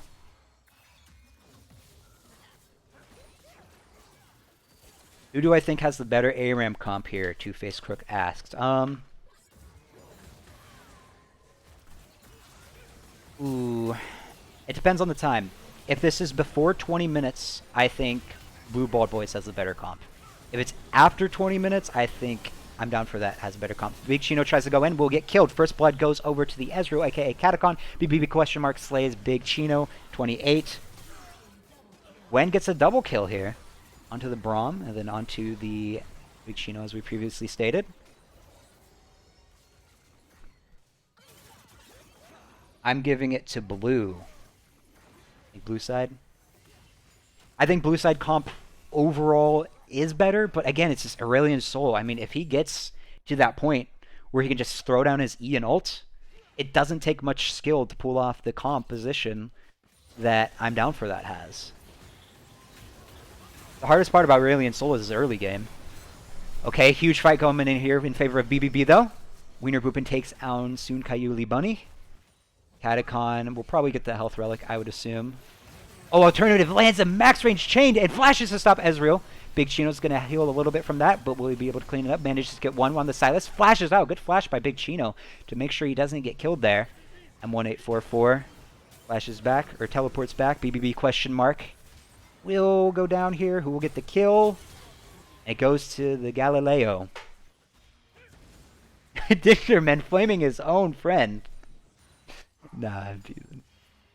Everyone's friends here in the Tournament Kingdom. That's why I say own friend. But no, the Asol looks a little rusty, but again, the beauty of Aurelian Soul is he's the only champion in the game that gets easier as you play in. And Alternative takes out Ladzi. Mom was called by Wiener Boopin.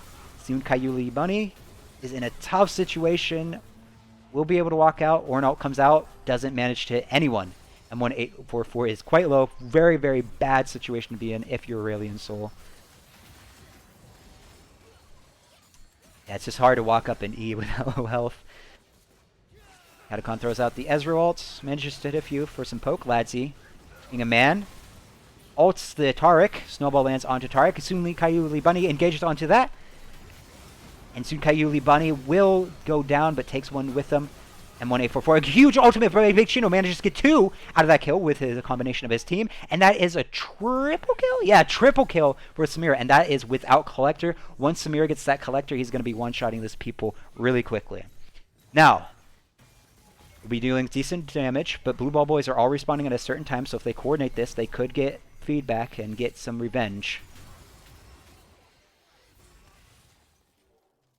Catacon going with the Grasp, as someone pointed out in chat. Who pointed that out? Farmer Yankee? Yep. Went Grasp the Undying. So going from our tanky build, because he built also Iceborne Gauntlet. I don't know if there's a new meta that I'm not aware of. I don't know if this is a specific preference by Catacon.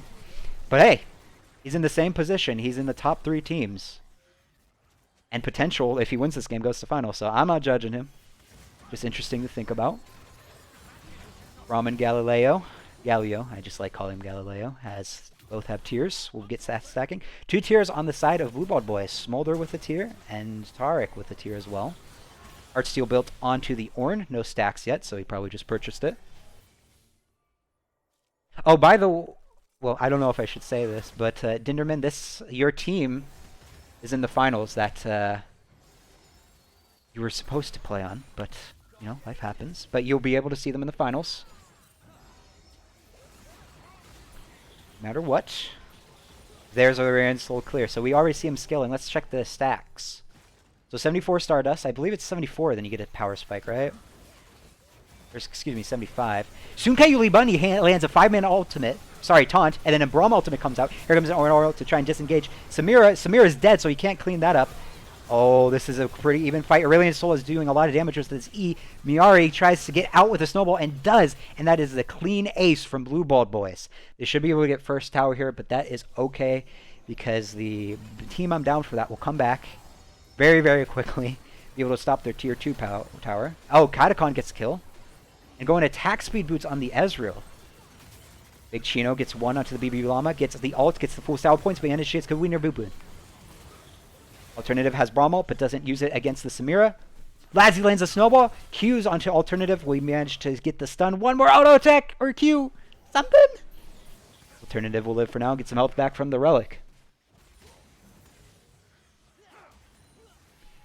This is not the first round of the games. This is the losers round 3. So we're in the loser bracket. The team that loses as it gets eliminated. Alternative goes into Aurelian Soul. That's huge. You don't want Aurelian Soul here. This is going to get him further beyond the stacks, but he does go down. Alternative being aggressive here, trying to get the team to get this win and go to the finals. Kayuli Bunny goes down as well, and it looks like the tanky Ezreal is going down as well. Oof. Tough fight for I'm down for that. Thank you for posting the bracket, Unork. I appreciate that. Let's check stacks. Alternative lands an ult, or a chain onto Ladzi. Taric comes out to secure the dive and make sure everyone's safe. Ooh, good coordination by Blue Ball boys. Alternative. We'll go down to the Aurelion Soul W. Excuse me, that's his E. That's his E, not his W. Aurelion Soul E. Let's do a stack check. Aurelion Soul is at 138 Stardust. Smolder is at 110. Now, the key for Smolder to get that execute is number 225. That's the amount of stacks he needs. Once he gets that, for those of you that don't know how Smolder works, is he gets an execution whenever they get below a certain amount of HP. So Wiener Boopin is really trying to get stacks by killing minions. I didn't mean to do that. Killing minions and killing enemy champions. Soon Kayuli Bunny goes in. Miari misses the Orn E.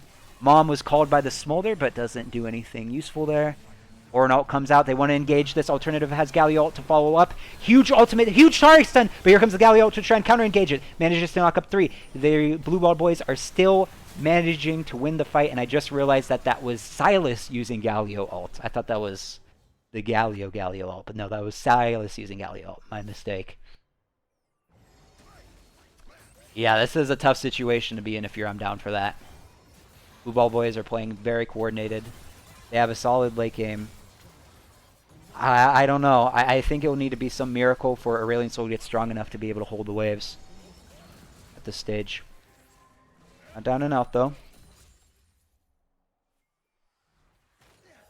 Do a stack check now. Aurelion Soul, 160 Stardust.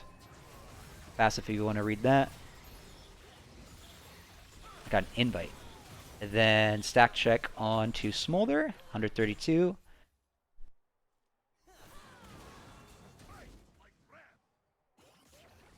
Two-Faced Crook says, I think Ezreal going tanky has deprived them of damage they really needed. I don't know. We'll need to see the rest of the build. I think to a certain degree a little bit. But I also think the tankiness is nice on Ezreal because he's so squishy.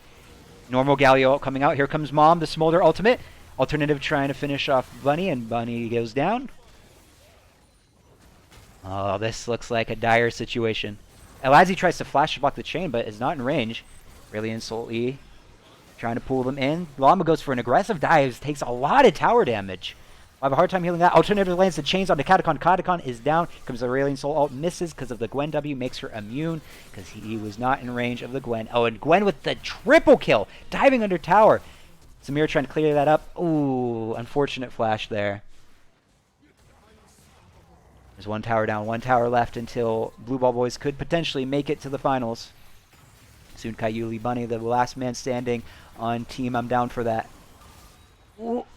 Shut down for Soon Kayuli Bunny. Tries to zone off Wiener Boopin. Miari low, but here comes a flank from Ladzi. The Braum. Not afraid of anything. Braum does have Heartsteel. I'll move that in a minute. It's 2 stacks. Ooh, unfortunate ultimate by Ladzi. Happens to the best of us. Let's see. Heartsteel, Heartsteel. Orn has Heartsteel, so we'll move him to the bottom. We'll move Braum to the bottom. Orn is currently winning the Heartsteel battle. No spicy builds, it looks like, this comp, this game. Besides this Iceborne Gauntlet, everything else looks pretty standard. Snowball lands onto Ladzi. Ladzi jumps, gets stunned by the Taric. Shields, here comes the Ezreal. Oh, here comes the Orn ult. This could be the potentially final fight. Orn ult lands onto 2. Soon Kayuli Bunny is down. Catacon is down, and Ladzi is down, and then, oh my goodness, I think this might be game. Everyone is down except the Aurelion Soul. I'm pretty sure this is game. Unless Blue Ball Boys hits us with the Uno reverse card and hits the FF button. And they will not. Blue Ball Boys takes down Team I'm Down for that, the reigning ARAM champions. And we have Blue Ball Boys entering the finals against Team Windrunners. Okay. Well played. Congratulations to Blue Ball for his advancing. Good games to Team I'm Down for that. Always a blessing to have them here. For advancing. Okay, so you'll hear me explain the finals a few times because I'm going to explain it to the teams because both of these teams have never experienced an ARAM finals before. And this is also the first time that we're doing a brand new format. So I'll explain, you'll hear me explain it to the teams. I'll go to their Discord call and explain things.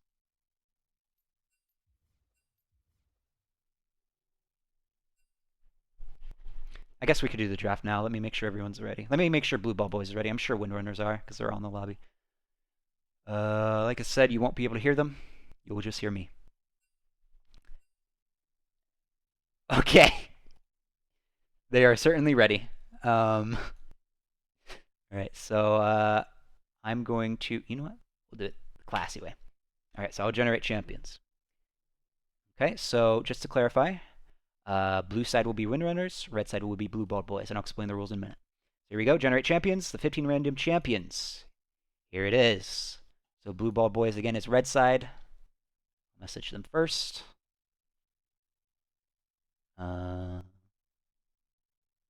Where are they? Blue Ball Boys, you are red side.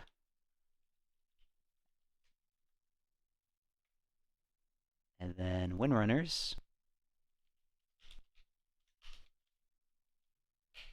Okay, I'm going to explain the rules to them real quick. Hey, just to clarify, you guys need to beat them twice, but how this works is if you win your first game, then you have the exact same draft, you just switch sides. So you're blue side this time. If you win this game, then you'll play the red team draft. Oh, sorry, I meant red side. Sorry, you're red side. You're 100% red side. Correct. Yep. Good luck. I'm going to explain the rules to them.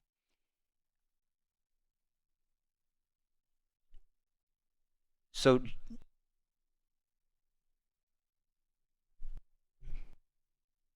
oh, I shouldn't be showing this. No, no. I just want to say that, no, I don't think they saw enough. I mean, here, I'll double check if they actually. I don't think they saw much.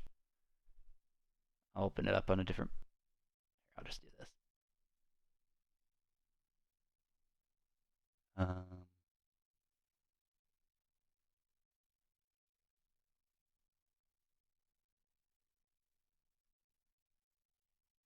oh, that's the wrong team shit.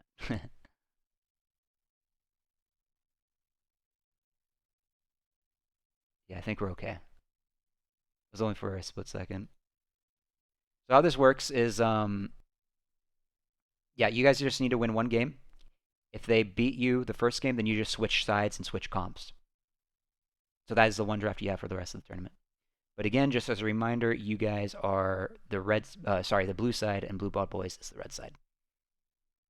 All right. Good luck. Talk to you guys in a bit. Okay. Let's pull up the draft. Did I close it?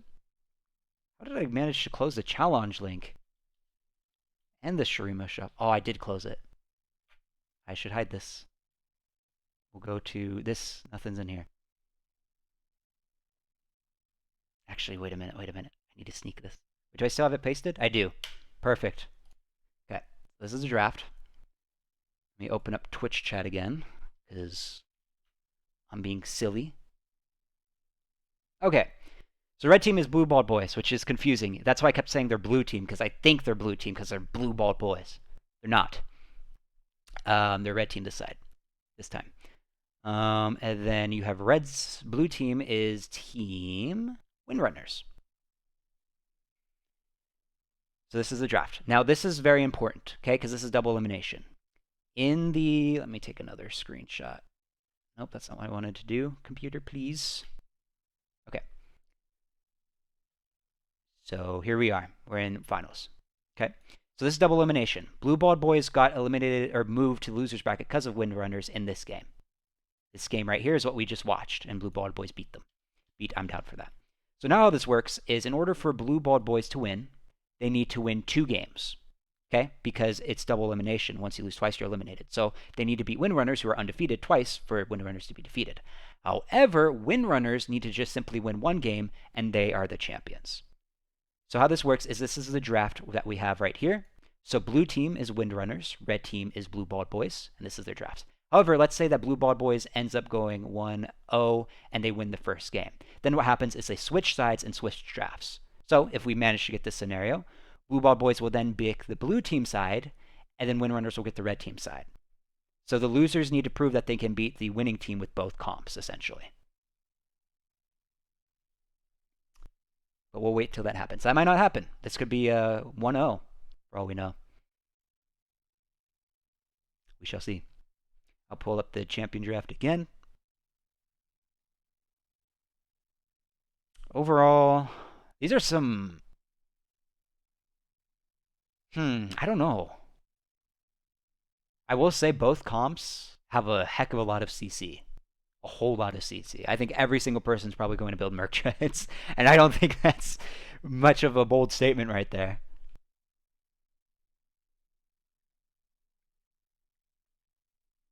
Overall, I think that. Gosh, I don't know which comp I would prefer. There's so many pros and cons. I'm a big Tom Kench fan. Let me be clear. Tom Kench is one of my favorite champions. I feel like he's pretty good in ARAM. So I personally would probably pick this comp just because I would want to play Tom Kench. Yasuo also does well into the comp too, though, man. This is so tough. They have so many counter that they could pick out. Because Yasuo has the wind wall, which blocks projectiles. And red team has a lot of projectiles between the Caitlyn, the Teemo, some Zyra damage, Veigar. But then you have Tom Kench, where it's just like, oh, you want to engage on my carry? I'll just devour him. There's no fancy way of saying it. Every way that you mention Tom Kench all just sounds dirty. But that's what you do. You put them in his mouth. That's his ultimate.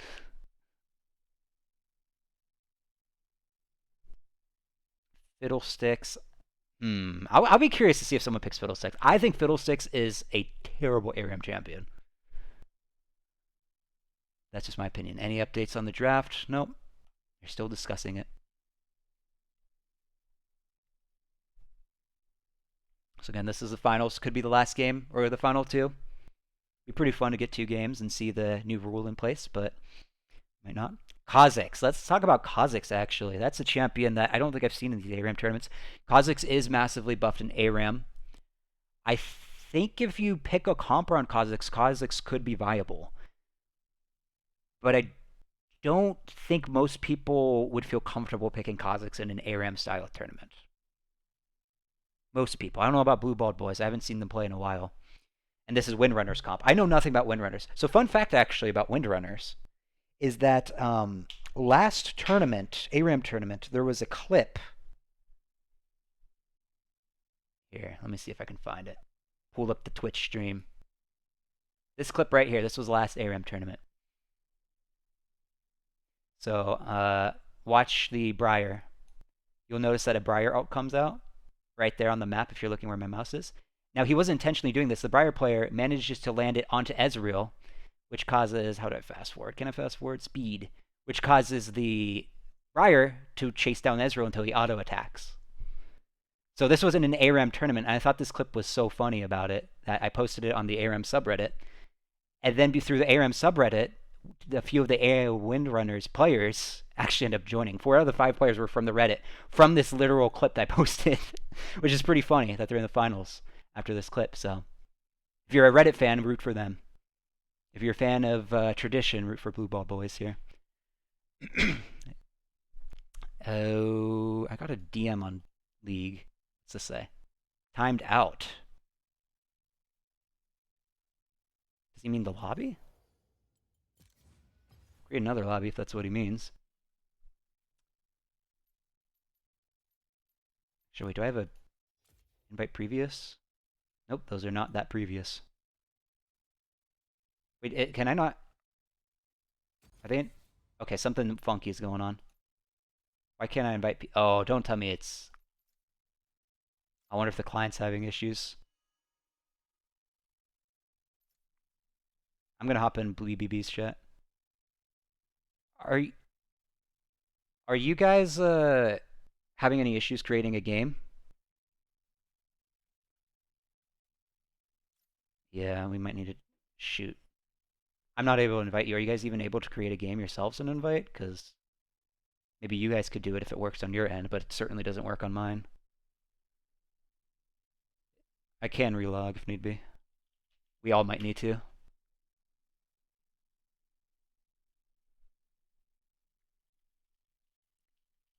Alright, I'm gonna let the other team know. I need to relog as well. 1 sec. So, everyone is having trouble with custom games, so we're all going to log off and relog. I would recommend you do the same, otherwise it's not, might not work. Logging in or whenever you create a game?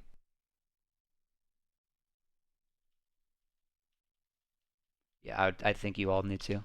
I'm restarting mine.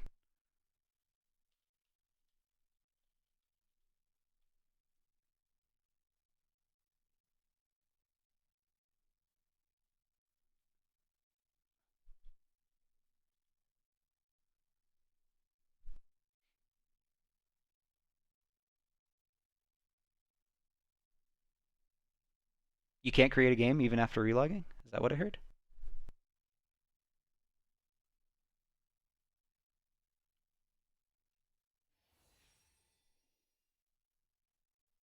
Yeah, I wasn't able to even invite anyone to my custom game while recreating it. I think it's working now.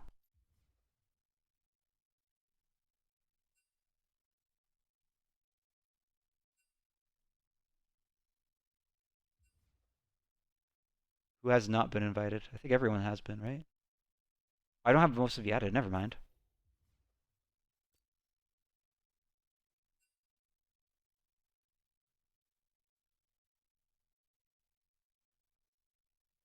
Hmm.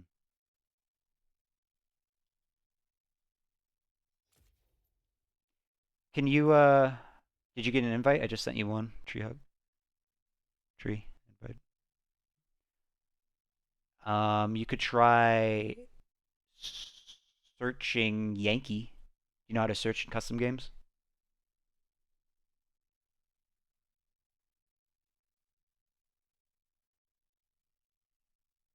Okay.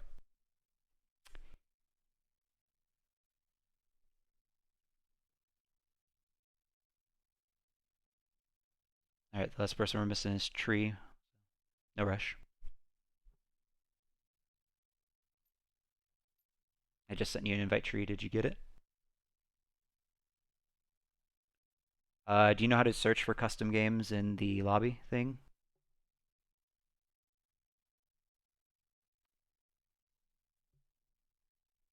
Yankee. Just you should see Yankee. It should pop up, I'd assume. There you go. Okay. Right. Hopefully the client doesn't bug out and you don't need to talk to me again. Good luck, guys. Okay. Right, client. Woo! Sorry about that. Nothing that anything I can do or the players can do in that scenario, unfortunately. Oh, fortunately and unfortunately. Oh, I hide this. We're now in champion select. Again, I hide that. This is what they could pick. I'll make sure to show the draft after everyone's locked in and we're in spectator delay.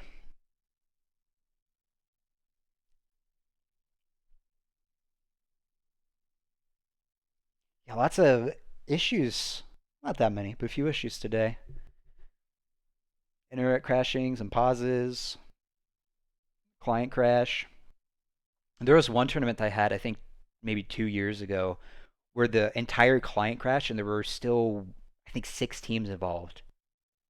And we needed to delay it for, I think, 40 minutes or something crazy like that. It was awful. And unfortunately, there's nothing that I can do about that. I can't control Riot's client. Neither can the players, so who knows? But I'm just thankful that it seems to be working as of now. Fingers crossed, knock on wood. 4 people have yet to lock in, but they are hovering the champions they want to lock in, it would appear.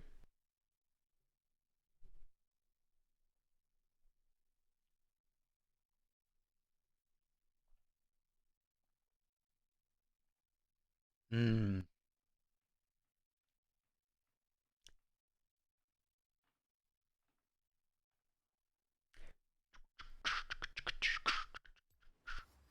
And we are good to go. I'll show it in 5 seconds just to be extra safe. And there we go. Okay. So the first and potentially final game of the finals is we have Team Windrunners, the undefeated team, going Hwei, Aurelia, Thresh, Fiddlesticks, and Ezreal. And on Team 2, which is Team Blue Ball Boys, we have Tom Kench, Darius, Caitlyn, Vagar, and Azir. Now, in terms of buffs and nerfs, Hwei has a cooldown reduction buff. Irelia has, I believe, a damage. She's definitely buffed. I can't remember if it's a damage buff or a tankiness buff. Thresh is balanced. Fiddlesticks is nerfed. Ezreal's nerfed. Tahm Kench is balanced. Darius, I think, is slightly buffed. Caitlyn is slightly nerfed. Veigar is nerfed. Azir is slightly buffed. Actually, he's quite buffed. Right. And as for compositions, in my opinion, I personally hate Fiddlesticks in ARAM. I think it's a trap. I hope I'm proven wrong. I would love to be proven wrong. So mainly because of the Fiddlesticks, comp-wise, I'm not saying player-wise. Comp-wise, I'm not the biggest fan of the draft. As for Blue Ball Boys draft, the right side, I really like this comp that they have. You have the Veigar Cage, which is a decent engage. You have Caitlyn traps that you can combo with. If the Tahm Kench is good, he could spit an enemy onto the Caitlyn trap. You have the Azir Shrima Shuffle who can engage if the Azir is good. On the opposite side, I still think their comp is still really good, even with Azir. Even with Fiddlesticks, because Fiddlesticks could still fear someone trying to engage. So I don't think it's completely doom and gloom. And even if it is doom and gloom and Windrunners loses this, they end up switching the drafts. So they could replay the same thing that Blue Ball Boys has if they want. So that's the good news. Windrunners are in a lot more comfortable place even if they do fail. But with that being said, they have a really good disengage. Right? You have the Fiddlesticks Fear, you have the Thresh Flay, you have the Hook. Hwei has some good abilities with Fear and some decent wave clear, especially with the Tenacity buffs. Not the Tenacity buffs, the cooldown reduction buffs. And decent follow through with Irelia, and you have a decent poke with Ezreal. I still think I favor BB's comp a little bit more. I still think that Windrunners certainly have a chance, though. We'll have to just wait and see. Again, this is the finals. Windrunners win this. They promote, and they climb the leaderboard, and they get first place in the prizes. Blue Ball Boys wins this. They have one more game to go to try and take down Windrunners and move them out of the elimination bracket. Also, side note, I love Tahm Kench, just in general. I think he's a really good champion. Fiddlesticks Effigies are also not very useful in this scenario because Fiddlesticks Effigies, his passive, can reveal traps and wards, but they didn't pick any drafts or they didn't draft any champions that have traps. So Fiddlesticks passive is fairly useless here. That up, hide the timeline, make sure we are live. We are live, we're good to go. Here we are, game one of the finals. Blue Ball Boys versus Windrunners. So this goes, both being respectful, saying good luck, good luck. Good luck, have fun. And then hitting him with the question mark. Don't know what that means. Hwei using his vision. I'll admit, I'm not the biggest expert to Hwei. Nice hook onto the Azir. Alternative gets to half HP, uses his dash to get out. Chai flashes. Tahm Kench tries to follow through on that engage, lands a two-man knockup. And Chai goes down. Azir gets the first blood. Alternative goes back in. People Talker is going to engage, tries to go 1v5 and a play back. We're getting this started quickly. York landing a Thresh hook. I feel like we've had a Thresh every single game. Tahm Kench ghosts, manages to get away because of the Veigar Cage. Flashes out. Be able to regen some of his health with his gray health. That escalated real quick. Let's talk about builds. Nothing that stands out to me. Let's move on to the actual gameplay. Irelia seems to like playing assassins and whatnot. Or People Talker, I should say, the player. And some poke. I feel like that's Hwei E, I think? That little vision thing? Hwei is so complicating to cast.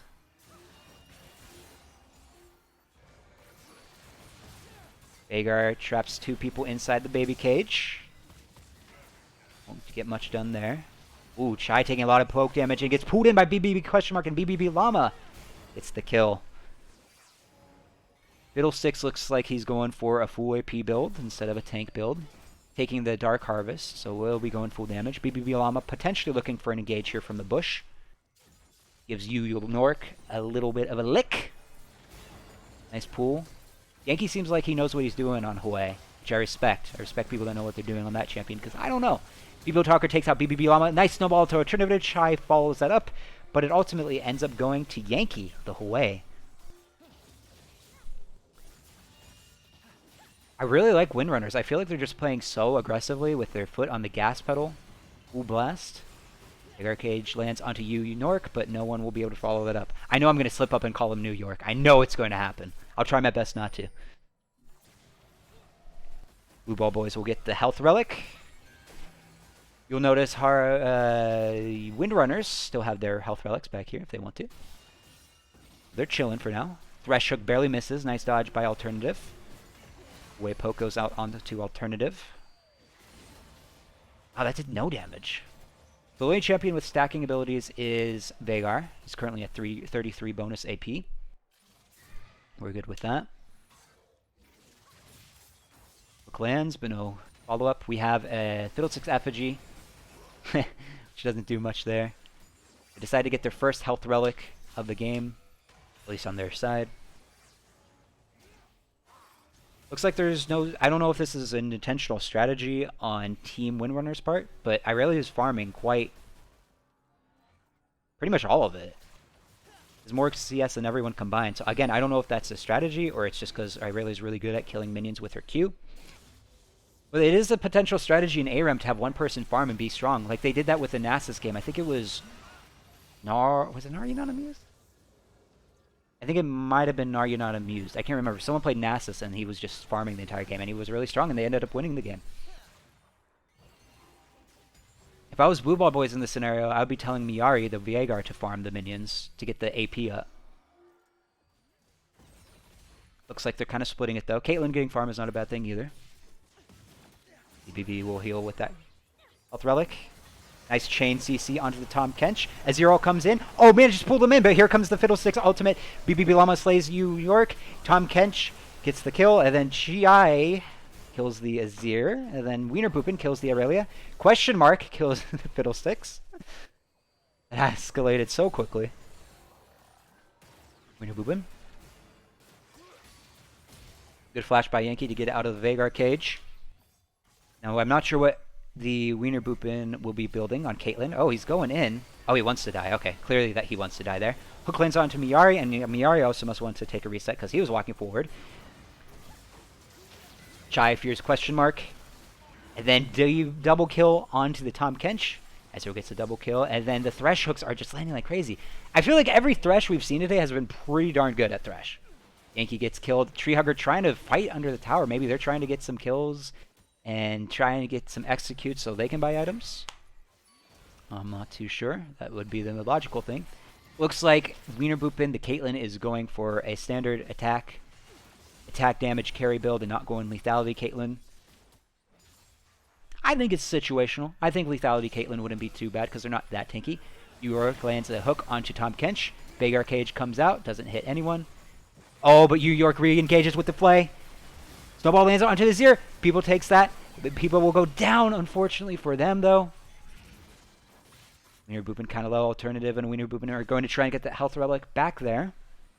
Health back. No health relics in favor of Team Windrunners. Oh, takes a snowball. And good as zero. Takes this mark into the zero. But Yankee killed. But the Azir gets killed. And then also the Hawaii gets killed. Fiddlesticks manages to land 4. He's proving me wrong right now. He gets a triple kill. New York and a quadra kill. Try with the huge Fiddlesticks play. He's proving me wrong. I'm wrong. I'll admit it. I'm wrong. Fiddlesticks best champion in the ARAM game. I'm a little surprised he got away with that. I feel like Blue Ball Boys would be able to calm that. But a good fight to stop the Shurima dash. A pentakill! The first pentakill that I'm aware of the ARAM tournament. And it's against the champion that I think I could completely trash talk. Now I think I did trash talk. Huge pentakill. Well played to Chai on the Azir. Or on the Fiddlestick. I'm just so baffled by what I just saw. I don't know what to say. BBB Llama trying to chase them down. Trying to stop the bleeding a little bit. Ghosted. Won't be able to get anything. We'll run back. Ezreal comes out. People Talker trying to do something fancy, but flashes and dies. Darius trying to clean up with his abilities. Chai fears him away and ghosts for the Darius, so he's going to be moving away from him real quick. Treehugger in a tough situation. I'm sure Darius will come in any second. Darius ults. Treehugger should not survive. Here comes the Thresh Hook. Flay. These Thresh Hooks, Yorick, has been popping off this game. I must say. Let's check the items real quick. Nothing too unique. Malignant's built on Vhagar. Usually people go Luden's Companion. And their Static Shiv rushed onto Caitlyn. That will help with pushing waves. Nothing too fancy though. Other than that. Okay, a very close game overall.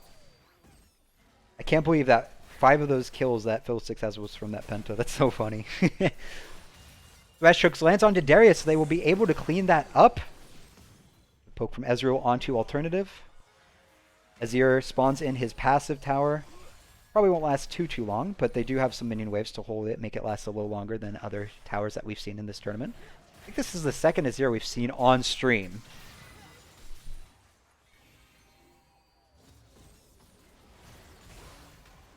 Ooh, that Hwei damage was pretty good onto Caitlyn.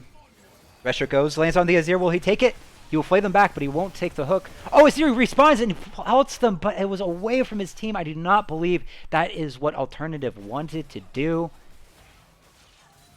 The tower is still up. The Azir passive. Another hook lands onto BBB Llama Hwei, following that up with the chain CC and then the CC from the Aurelia E. People talk lands a snowball and goes in anyway, so lands an ultimate. He's trying to 1v2 right now, goes under tower. Darius pulls him and says, "You're not doing that. That's not allowed here." Okay, Aurelia should probably be building what's end next. I would assume that the Negatron cloak is for. Nothing else fancy to point out that I noticed at least. Fiddlesticks went Malignants, which is pretty standard, but we'll be able to get ults more. Looks like Team Windrunners is just going to go back, get some health relics. What are they doing? Yeah, they're just getting some health relics.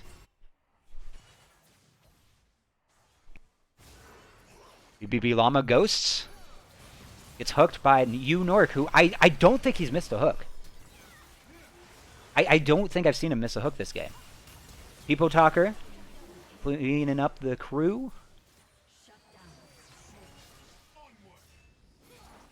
Another hook? I just don't get it. People Talker, I think, should be okay. I think the bleed will not execute him. Oh, that's the first hook Gnar missed. Now we can flame him all the time. He's trash! Boo!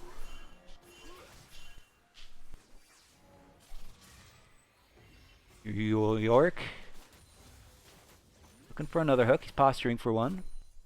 Wei is back in the fight, has some items, has Liliandry's Torment. That will feel really good against Tahm Kench, having that burn damage. Do I need to zoom out more? Need to zoom out just a tad bit more. There we go. Azir Tower is up again, the passive. And this is what Blue Ball Boys needs. Let's do a stack check onto the Vhagar. He has 171 bonus AP, does not have Rabadons. I'm sure that will come shortly. Ooh, unfortunate Ezreal E does not manage to have his allies tank it for him. York goes in, takes a snowball, flays. Tahm Kench eats the Azir to safety. Well played to Llama. I don't think the Thresh even threw out a hook there that I saw. Yeah, this Azir Tower is coming in clutch because now you can get some more stacks onto the Vhagar passive and try and come back. You need to stall this game as long as possible. The game is still close, only about a 2k gold difference, give or take, between the teams. I don't think that... Let's see, actually, I think... Isn't X... Oh, it must not work in ARAM. Usually X is the key to see gold. Thresh hooks lands onto Azir. He's just landing these left, right, and center. Alternative does a disengage. Aurelia goes in and does get the Azir out of the fight. They trade 1 for 1. People Talker will just go in no matter what is happening. He does not care. York is getting low. Fiddlesticks comes out to disengage and persuade the people from not going in. Tahm Kench trying to re-engage. Does not land a knock-up, but repositions Tree Hugger. Oh, but he gets a kill! Tahm Kench! Ooh, Tahm Kench, I think, was a little too tunnel vision on Yankee. So we're now in a scenario where it's a 3-2, people dead. 3 people on Windrunners, which they need. They probably have a lot of gold to spend. This is probably not bad for them. Blue Ball Boys have died a decent bit this game. Hwei gets the shutdown onto Vhagar. That's going to feel great for Hwei.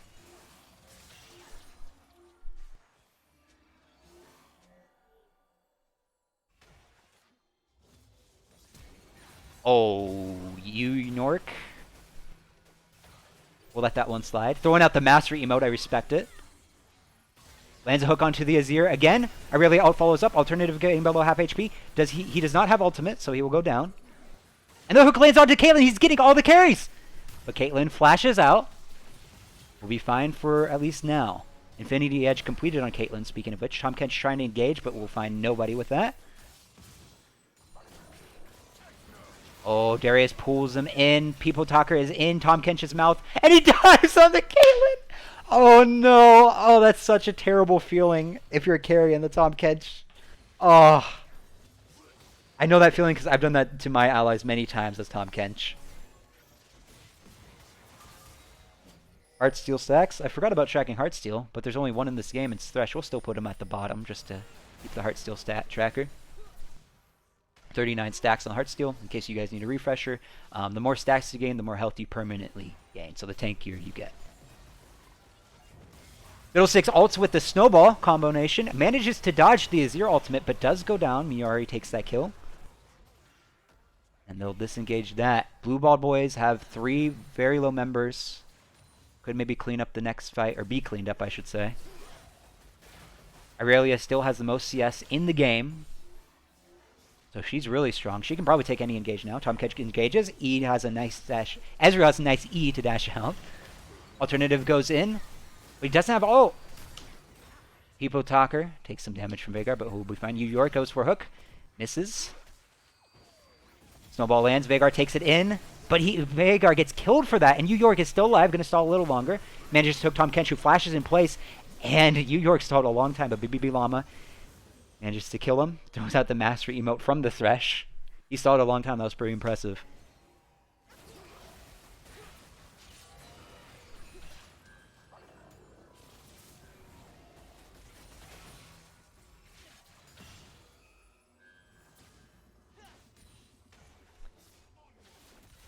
He's gonna get the health. Wiener Boopin is in a not that tough a spot because he has lifesteal now in his kit. He has a Vamptic Scepter, and he might have lifesteal in his runes. So he will probably heal up. Llama does not have anything to really heal up though, except his gray health, assuming that he has it.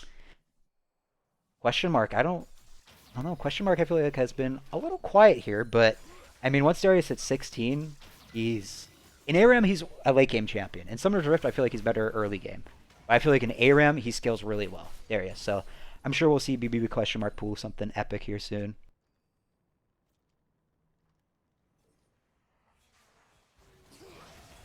Everyone's playing very safe. Everyone knows how important this next team fight is. This could completely open up a team's base. Hook lands on to Tahm Kench.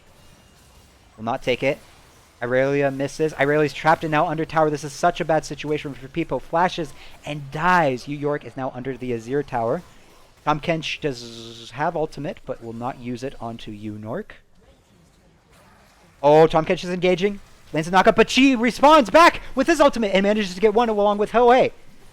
Tahm Kench now trying to go back and protect his team. Thresh is deep in the backline trying to 1v3. Shutdown goes to Ezreal, kills the Tahm Kench. Thresh hooks lands onto Veigar, the other carry, and they are both solo on BBB. One more kill. Oh, it's a 1v1. Oh, never mind. The bleed comes out from Darius, and now it's just Ezreal alive. Blue Ball Boys is all dead. They have been aced. And now it's Tree I don't know if it's Hudger or Huger or Hugger. We're going to call him just Tree for now. He's Tree-rific this game. Now Irelia is up. They're going to try their best to push this, but the death timers are still quite short. Here comes the Caitlyn ult. People Talker does not get in range to block that, fortunately for Tree.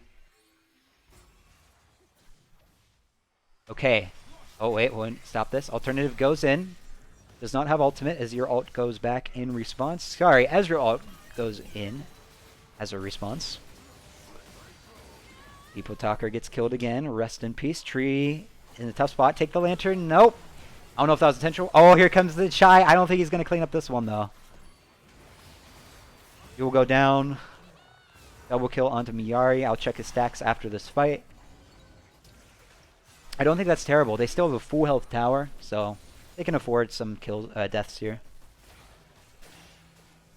By they, I mean Windrunners. Oh, Miyari goes down by Huawei. Alternative is low, can't really do much, needs to play perfectly, and he goes down by Huawei as well. Huawei's hitting them from max range, it seems. York misses the hook. Yankee is in ghost form. Tom Kench trying to fight under tower. I'd be shocked if he wins this one, but let's see. Prove me wrong, Tom Kench. Unfortunately, he does go down. Ezreal ults is dodged by Wiener Boopin and BBB question mark. New York takes the chance to go in. Double kill onto Lo Hui. Darius is the last man standing, and New York with these hooks, just hooking the win from right now, at least it seems.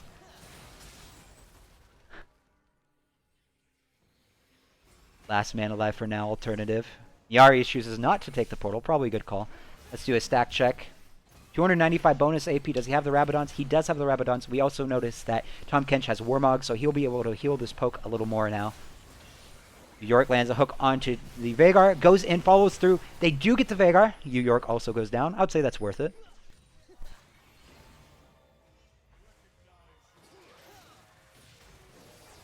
Azir tower has been spawned in. Yankee gets real low from the Caitlyn ultimate.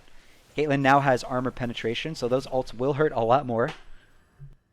Veigar has a Warmogs. Okay. Okay, so tank Veigar. Let's talk about that for a minute, real quick. Okay, Chai goes in. Maybe we don't have time to talk about it. Nope. Disengages. Kench W's to the bush. Tank Veigar, I think it's situational. Eventually you get so much AP where AP becomes kind of relevant. But I also feel like Veigar is so squishy that he won't even be able to utilize the Warmogs. But we shall see, because if this game goes long enough, then he will definitely utilize Warmogs. We'll see in maybe 10 minutes how useful that Warmogs will become. No other spicy builds, it looks like. Ezreal went in Navori, Quick Blades. Miyari goes in all the way deep as the Veigar. Fortunately, Warmogs does not make you that tanky. BBB question mark gets the Sterix gauge popped, and they kill question mark. They might be able to finally get this tower. Windrunners have been trying to poke it down slowly but surely, and they think they're going to get it here. Ezreal does decent damage to Wiener Boopin. Hook lands onto BBB Llama, Tom Kench. And the Hwei poke from... Oh, the Hwei poke! Kills him with the Leandri's burn.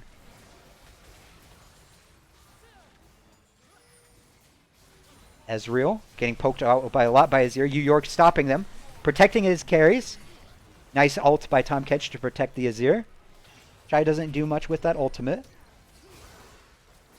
Okay, Tom Kench trying to re-engage, just turn this fight around for his team. Okay, Chai Zonya's the Darius ultimate, but Darius still has it. Darius cleans up the Fiddlesticks. Okay, here's the late game Darius. Will we be able to see him carry this fight? I'm really trying to appeal for the backline. Let's hide the scoreboard here. New York has slain alternative. BBB question mark trying to 1v3. Gets a lot of health back from the Q, but Ezreal has good cutting, but not good enough. I really manages to finish off the Darius. BBB Llama ghosting and running away. Miyari and BBB Llama are the only people alive. Wiener Boopin just literally respawned back at full health and full items. What items does he have? He has QSS now. That will feel very good against the against the Thresh Hooks and the Fiddlestick Spheres. And also Yankee. Just their CC in general is pretty crazy on both teams. Okay, we have a few minutes, it looks like, or a few seconds. Take a breather. And just as a reminder, if Windrunners, the blue side, the team on the left, wins this, that's the tournament. They're the champions. If Blue Ball Boys wins this, they have one more game to go, and Shutdown goes to Caitlyn, thanks to Hwei getting killed. I think Hwei wanted to die there. I wouldn't be surprised if he wanted to buy some items.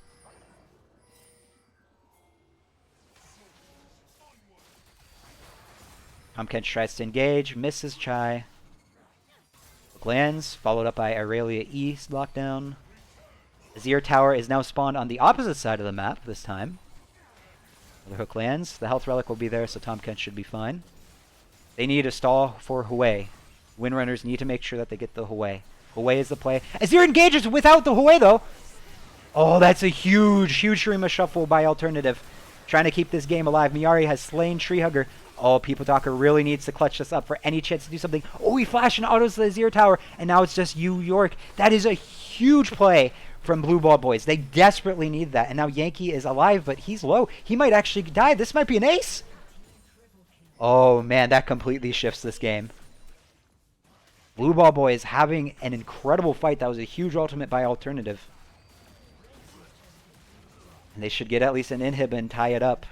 Next person that's up on Windrunners, it's Fiddlesticks. The person after that is Ezreal. They're trying to tank this. They're trying to end now. Okay, no, Wiener Boopin is trying to execute. Fiddlesticks does actually get the kill. Oh, and that's bad. Fiddlesticks can die if he wants to.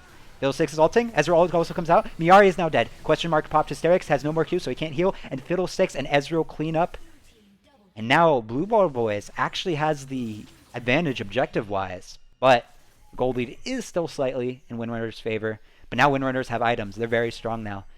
I think the next fight will decide the game. Win or lose, I don't know who will win or lose, but I think it will definitely be the final fight. Unless it's just some crazy fight where both teams ace each other. Veigar completed the Crypt Bloom. Gets some magic penetration, heals his allies.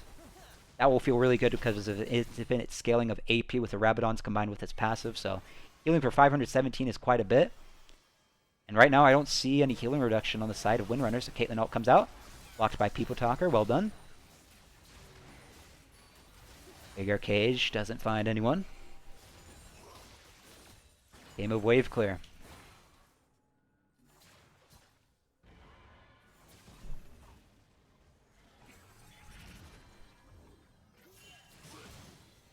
Both teams are in a very stressful situation because, again, next fight will probably decide it. So everyone's playing a lot more passively, it feels like. I felt like Irelia at the beginning was going aggressive. I felt like York was landing, throwing every hook that he had the opportunity to. But now, since it's so close, anyone's game, it's being patient. But here comes the hook. It lands onto the Veigar, the backline. Ezreal comes out, but he dashes out. York and Hue are stuck in the trap, but they are okay. The respawn inhibitor will help the BBB a little bit for a little while. We'll see how long. Check the builds, anything spicy to see here again. 100 Sky, let's see the stats on that. And then we'll do a stat check on our Veigar. Okay, decent amount of healing. Veigar, where is he? Veigar, stat check. 362 bonus AP from his passive. Azir Tower, speaking of passives, has come out now. Tom Kench trying to do something with this tower up. Darius pulls in the Thresh. Not the guy you want, but still decent damage overall. Oh, Chai goes in with his ultimate. Alternative is eaten out by... That's quite the sentence. Tom Kench. Irelia, Zero ults the Irelia into the backline. And there goes the Crypt Bloom from Hue to heal some of his allies. York is trying to peel for his teammates. And it's now a 3v4. Someone needs to block that. Okay, Yankee takes it. Treehugger full health can poke a little bit. Yankee dodged the Veigar W. Hook lands onto Darius, but he goes right into the health relic. Ooh, they stopped the Tom Kench. I think that was a Hue EQ. I think that stopped it. I wasn't really looking at that part. Regardless, Tom Kench was interrupted from engaging. Veigar hooked. Will anyone be able to follow up? He might get the Heartsteel sack. Oh, he's so low. And here's the big problem. He has Warmogs. He could regenerate that, so that was all a waste at this point. Miari just needs to walk back. His Warmogs procced, and he'll be back to healthy. So that's really, really unfortunate for Windrunners. That would have been a huge pick. But now Miari will just take a few minutes, get full health, and they'll take a whole another reset.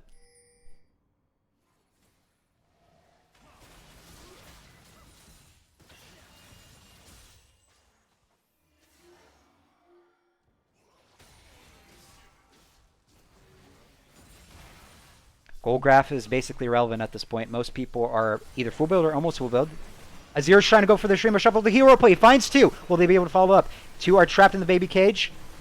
York goes deep as the Thresh. This fight is not looking good for Windrunners, but People Talker is full health. Never mind, I didn't see People Talker there. Alternative trying to clean the backline, while People Talker is trying to clear the backline of Blue Ball Boys.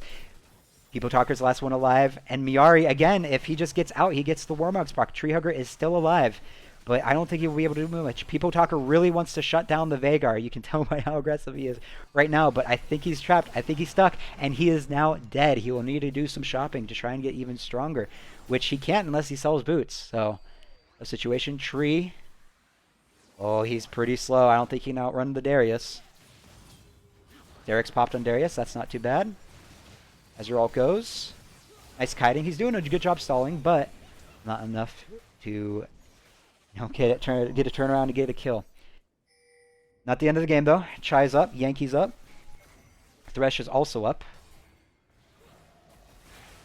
This will probably be inhibitor for Blue Ball Boys. Hue providing so much zoning, though, to prevent them from taking the inhibitor. Oh, Caitlyn ult, that's going to hurt. Oh, that hurts a lot. Alternative trying to go for the hero play, but he doesn't manage to find anyone. Fiddlesticks re-engages onto the Miari. They need to make sure to shut this down, otherwise he's going to regen with Warmogs. And they do manage to shut down the Veigar. That's big. Tahm Kench is now in the front line all by himself. Irelia diving the back line. Caitlyn is doing a great job of trapping with his ultimate and kiting. Caitlyn trapped with the Irelia, but Irelia is still trying to go for it. Pops the Randuin to trying to reduce the damage. Here comes a hook from the New York, but he hooks onto the question mark, not the person he was looking for. Wiener Boopin is trying to heal off the minion wave with his lifesteal. Question mark is trying to 1v3. Pops the Sterix again. Yankee is getting low. Will the bleed him out? And it will bleed him out. Now Tahm Kench is dead. I don't know why I brought up Tahm Kench in this. I meant Thresh. Thresh!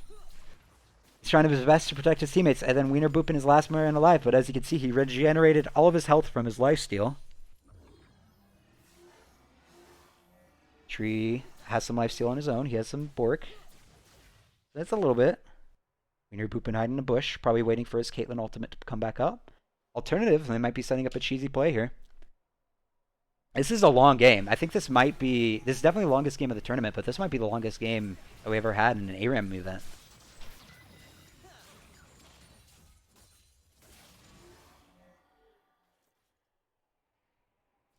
Waiting in the bush, trying to do a cheesy play. Miari has the Kanik Rukrin, which gives him a lot of magic resist. Okay, so Veigar might not be the focus anymore on Windrunners. They keep poking out Llama, which becomes irrelevant because he has Warmogs. Do a stack check on Veigar. 428 AP.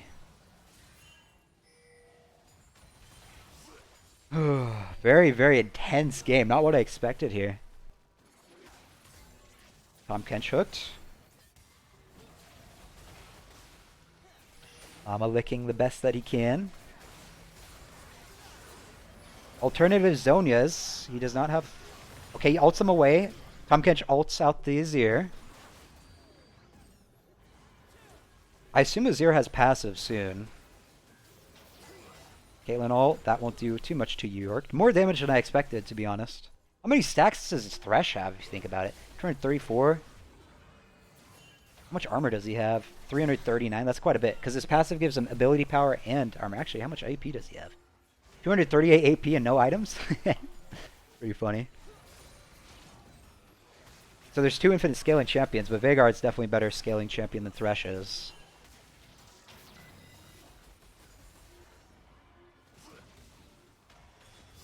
Azir Tower has been used. Thresh hook misses. This is a tough situation because now Thresh really needs to only hook Caitlyn. That's basically the only target is Caitlyn and Azir. And even with Azir, you need to be careful because he might turn that around and Shurima shuffle them into his own team with his ultimate. Azir Tower is almost dead. The Azir Tower is officially gone. Is everyone full build this game? Yep, everyone's full build. People could sell their boots if they wanted to. We're not there yet. No one has bought any hats, which I kind of find kind of... Oh, wait, no. Yankee. Yankee has remembered to buy the hats. He has a hat on.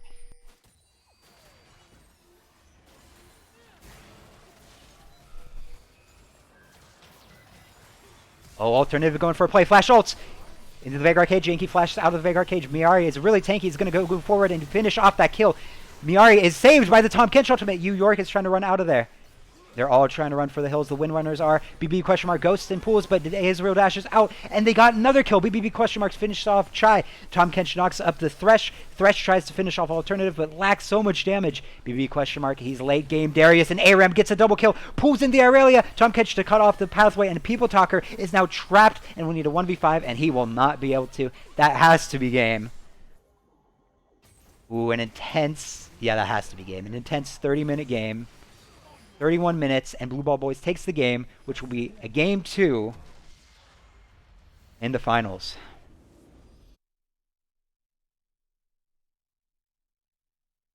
Okay. I'm sure they already know and have done their picks, but I want to hop in their comms real quick.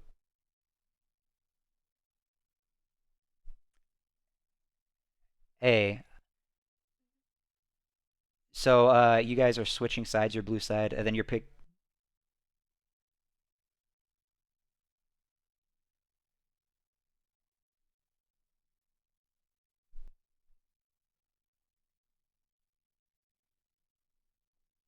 Hey guys, just as a reminder, so you guys will be blue team and have the blue, or sorry, red team, and then play those red team champions. So it's the same picture. You're just playing red team, okay? Okay. Hi, Coach Mike. Nice. I'm talking on mute. Ah! Sorry about that. Yeah. So again, you guys are going to be the red side and play the red team champions this time, and there will be blue side picking the blue team champions. The game lobby is full. Can one of you go to spectator? Yeah.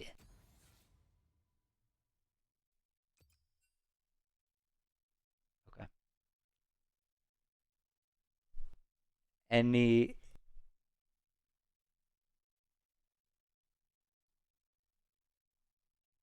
I assume they know what they're talking about. So just as a reminder, this was the comp that they used. This was red team's option, which was blue ball boys, and this was Windrunners option, which was blue team. So now what happens is they switch sides. So now blue ball boys are going to use this draft, and then Windrunners are going to use this draft. That's it. So it's the same draft. They just pick. You can choose from the list of 15 champions. So you don't need to pick the exact combination. Like the Windrunners blue team does not need, or sorry, the Windrunners that were blue team last game, not need to pick Tom Kench, Caitlyn, Azir, Darius, and Vagar if they don't want to. They can pick any of these 15 champions. They could if they wanted to. That's up to them. It's more of giving an opportunity to say, hey, I'm truly better. I'm able to play the opposite. I'm going to hop in their voice comment. Hey, what? Hey, can you talk to me or do I need to read the DM? I don't really know, to be honest. Why are you in here, Coach Mike? Did you need something? Pop up the stream? Okay. Well, he's not playing in the tournament, but I'll give you guys some privacy. Uno mas. 6-man would be pretty OP.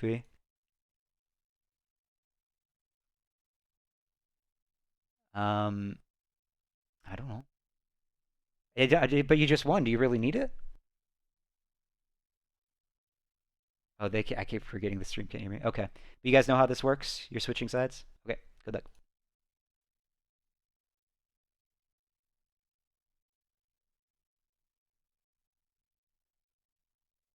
Did you need something?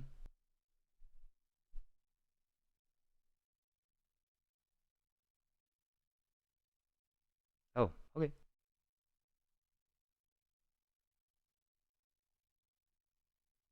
All right.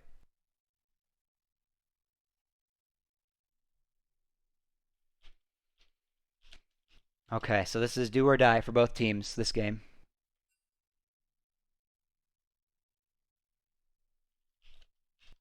Probably should say this.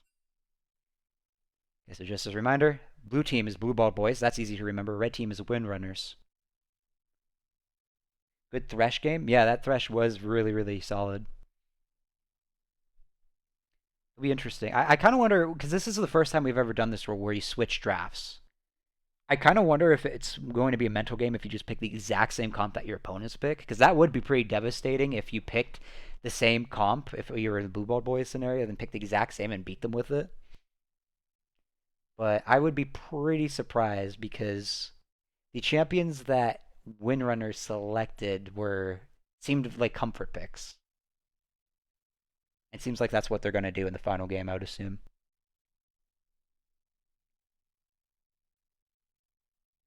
I will be. Oh, I should hide the client. I'll hide the client. I'll be right back. I need to grab some water real quick.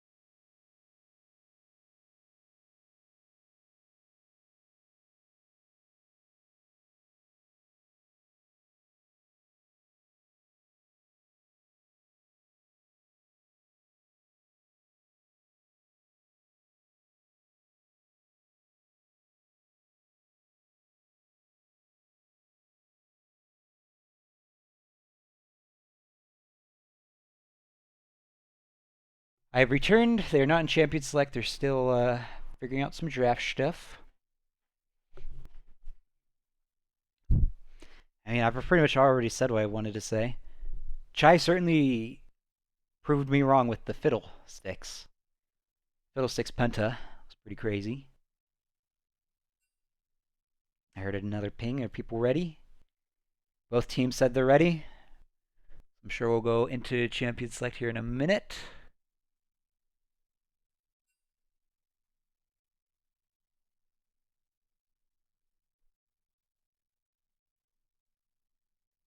Okay, here we go. Final game is underway. I'll show the draft like always.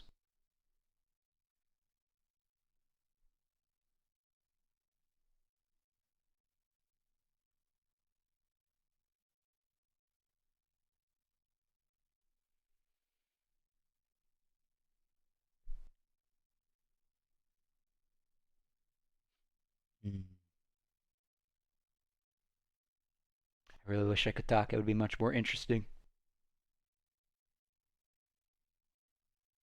But we'll get plenty of time to talk about it afterwards. I can feel myself losing my voice. It's okay. One more game.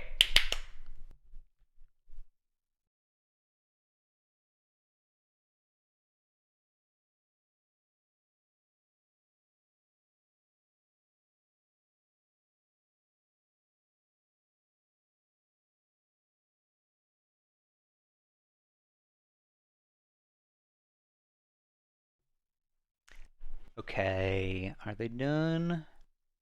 Not quite. 17 more seconds. One person hovering on Team Windrunners, 3 on Blue Ball Boys. Interesting. Blue Ball Boys seem. I wonder if they're switching up what they talked about because they're taking a long time. Okay, drafts are finalized. So show it in 5, 4, 3, 2, 1, 0. Here we go. Here are the drafts. So Blue Ball Boys went Lilia, Zillion, Samira, Irelia, Leona, and then Windrunners went Brand, Shen, Caitlyn, Vagar, Tom Kench. So this draft is the only same champion as Irelia. I know that's a comfort pick for our alternative / Marcel. That's probably why they picked that. Llama likes to play engaged supports, so that's not surprising to me.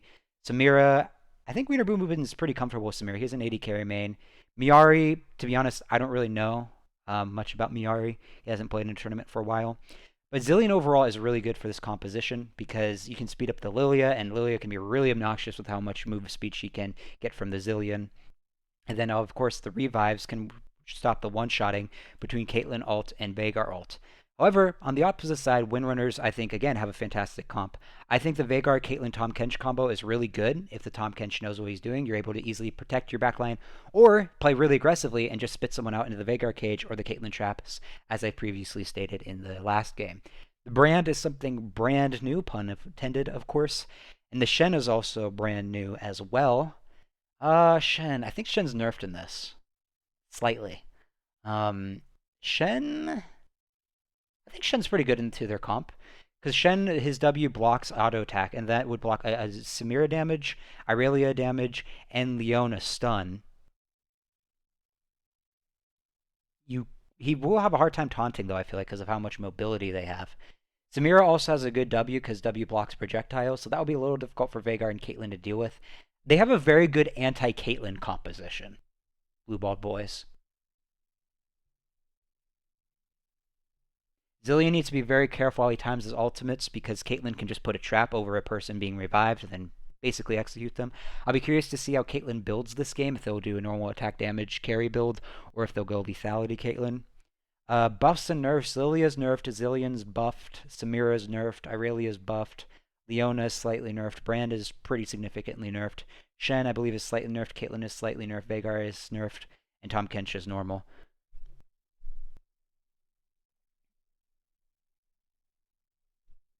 Which comp would I want in this situation? What? It skipped like 40 seconds. I mean, I'm not complaining. That was so... That was bizarre. Okay, Mastery, let's take a look. Yeah, alternative on the Aurelia. That doesn't surprise me. And nothing super crazy here. Winter Blessed Zillion. Porcelain Aurelia. That looks like it could be a Winter Blessed skin. Well, here we are on the waiting on RR. It's RR.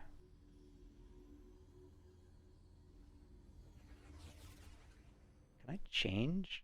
Oh, I can. I can bypass the camera if I use the FPS feature. Oh my goodness. But I can't change my... Oh, wait, we're back. Oh, wow. Cinematic, I guess. That was fun for 2 seconds. Did it freeze?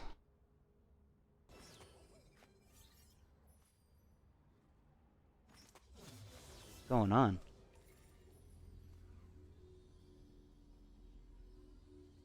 This is not ideal.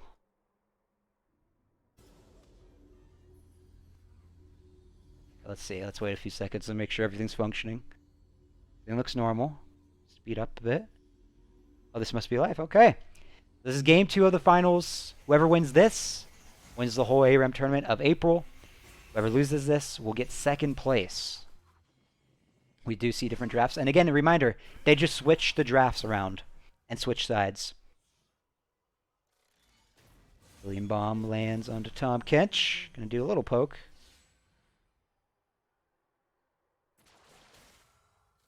Yankee licks the llama. Looks like a standard Caitlyn AD carry build. Everything looks normal build-wise. Veigar going for Rod of Ages maybe, so going for a little bit more scaly. And it's funny because the first game against these guys, they all seem to play so aggressively. Now everyone's playing very passive. Must be nerves. Maybe they're just waiting for the right opportunity. But this game pacing is already super different. Alternative tries to go for a QE, misses. Gets stuck in the cage and then gets stunned. Llama gets stunned and then dragged into the taunt. Llama getting low. York needs to flash out. At first blood goes to alternative on the Aurelia. Bomb onto tree. Be fine. Snowball lands onto Yankee. Aurelia trying to follow that up with the 3-man stun. Oh, and then a 4-man bomb! Oh no, Aurelia starting that fight perfectly for Miari to land the double bomb, and then the Lilia follow up. Wow! Solid start for Blue Ball boys.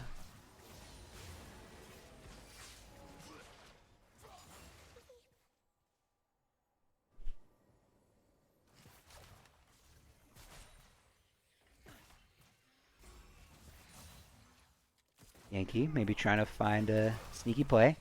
Doesn't find Llama, but does manage to get Llama out of the bush to go get the health. Alternative now trying to probably find an E to stun them and lock them up.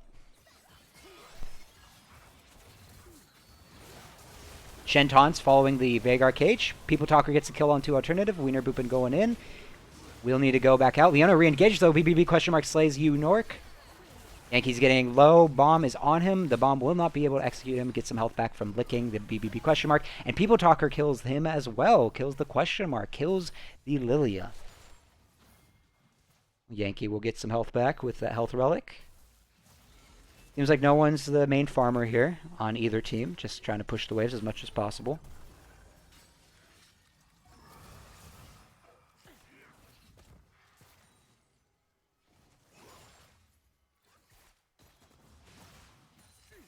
Lilia, he misses.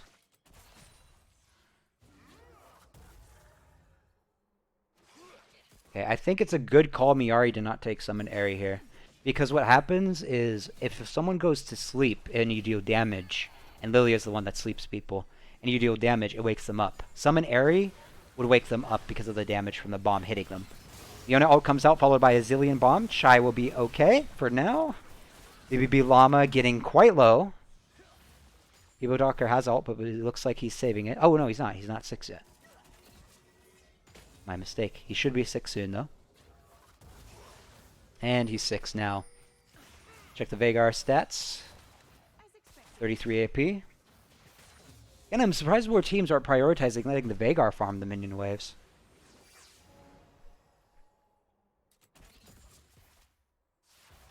Big Arcade comes out, manages to find the Leona.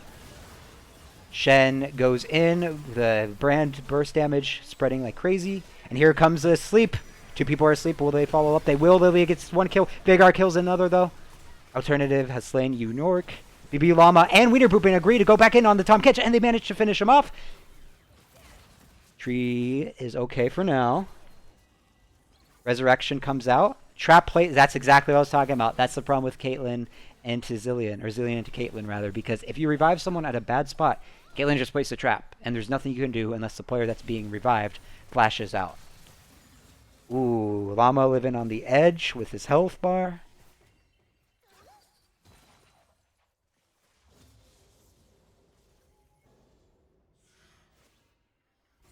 Pretty even game overall. Leona ult lands onto the Shen, but they decided to engage onto People Talker, the Caitlyn. People Talker will be able to kite it out for now. Alternative jumps in. People Talker does go down. Alternative does shut down the Caitlyn. Pretty big for Irelia. Irelia, most kills, most deaths, and lots of assists. Interesting scoreline of 4-4-4. Wienerpoopin goes in with his ultimate, but doesn't manage to do too much with it. York trying to finish off the Samira, and York does.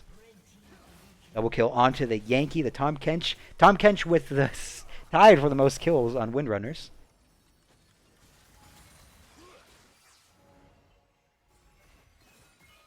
Caitlyn has completed the Kraken Slayer. Bork completed on the Aurelia. Leandre's completed on... what's her name? Lilia. Malignant's built on Brand. Llama engages, but is entrapped inside a Vagar cage, and now is getting flamed by the Brand. Shen taunts Leona, but Shen goes down to the Zillion. Lilia re-engages. Yankee takes a snowball back, tries to heal with his Q and E, but does not manage to get his E in time. And then Treehugger finishes Alternative. Alternative is dead, but again, I feel like Alternative is just taking every fight, and he's just like, I don't care if I die. I'm going into this. And I respect the heck out of that.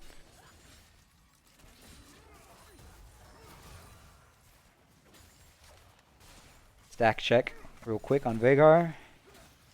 87. Not bad, not bad. He completed the Roa. He's building the tier next, so he's going to have a lot of mana. And again, the mana with the Roa scales with the Archangel Staff. Shen lands a nice taunt onto the Zillion. Zillion does have ult for now. Irelia with the double kill. People Talker trying to ghost away and run away. Samira trying to go with the ultimate and hit the Yankee. Triple kill for Alternative, the Irelia. Taking out the Shen. Flash E from Leona, but Tom Kench, I don't know if he needed to do that, but he did save People Talker. Alternative has the Zillion ultimate onto him, but the Zillion ultimate is now worn off. People Talker takes Samira because Samira takes tower aggro. Tom Kench trying to re-engage, but that engage forces Alternative to go in People Talker, but they trade 1-for-1, People Talker and Alternative. Yankee trying to keep the tower safe, trying to engage. Llama is also under tower, and he will go down. BBB question mark, all his own, but will re-engage and will go down, and that is an ace in favor of Team Windrunners.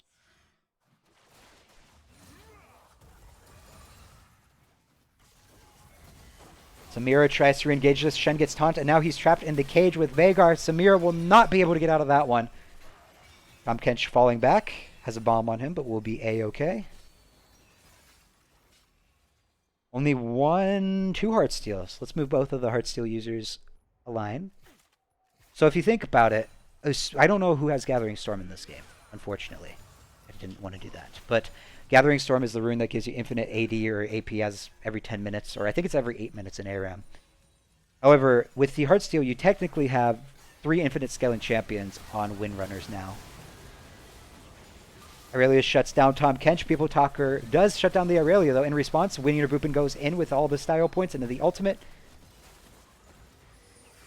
Overall, though, it was a 2-for-1 in favor of Blue Ball Boys. Now, we've seen the scenario where it looked like the blue team last game was ahead. Oh, the E barely connects with Shen, but does manage to land. Llama, back out. Shenton almost misses, or almost hits Llama. Barely misses.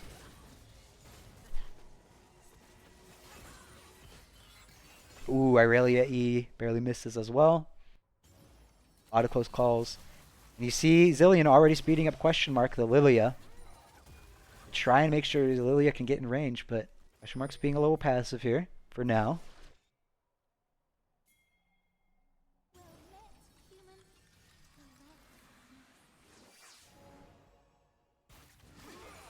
Bit of a breather. Alternative looking for a pick, but will decide that it's not safe and fall back. Irelia engages and gets the Caitlyn. York all on his own for now, probably will die alone as well. Irelia, or Leona, excuse me, goes in. Tahm Kench saves the Veigar. Llama's turning back around, but snowballs back in. They manage to land a double bomb onto the Tahm Kench. Tahm Kench will W out. Veigar places a nice baby cage to protect people. Leona dashes into it because of the E. They still get Tree Hugger, though. Ooh. Yankee. Almost has Caitlyn. I'm surprised Caitlyn didn't take the portal there. But it's okay. Caitlyn should be able to finish alternative. Does. Tahm Kench will also knock up the Leona. A bomb blows up Caitlyn there. And Tahm Kench gets a Heartsteel stack and a kill on Leona.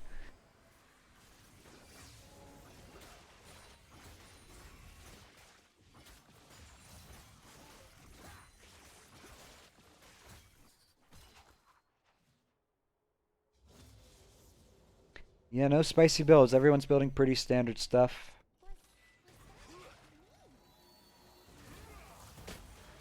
I assume Shen's going Warmogs next. Tahm Kench has healing reduction, which is a good call. Against their comp, they have a lot of healing. A whole lot, actually.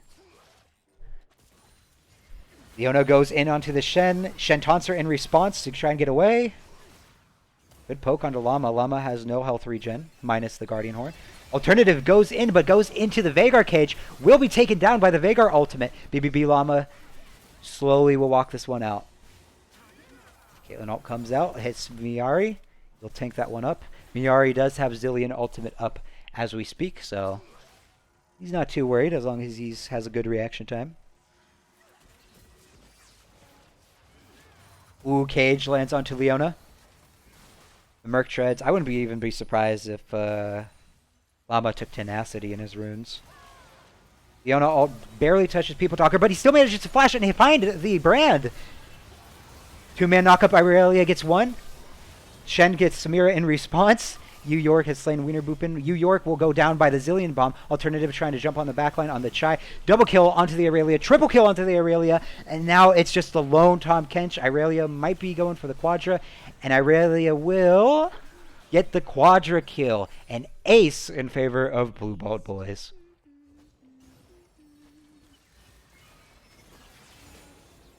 No, you didn't see that. That doesn't exist.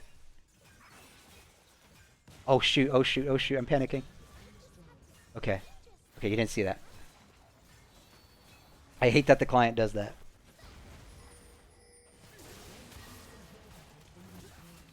BBB Llama goes down.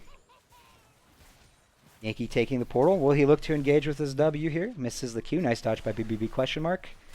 I don't think he's going to have an easy time catching that unless Shen lands a taunt like that. Okay, never mind. I'm trying to go in alternative, but alternative goes in as a response. Tree one-shots the Aurelia. Rest in peace. Wiener Boopin ghosts in, running away.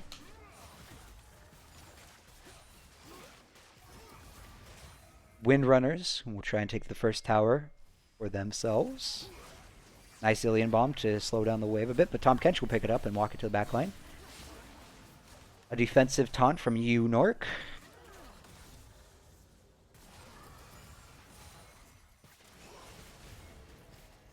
Chai pinging Leona.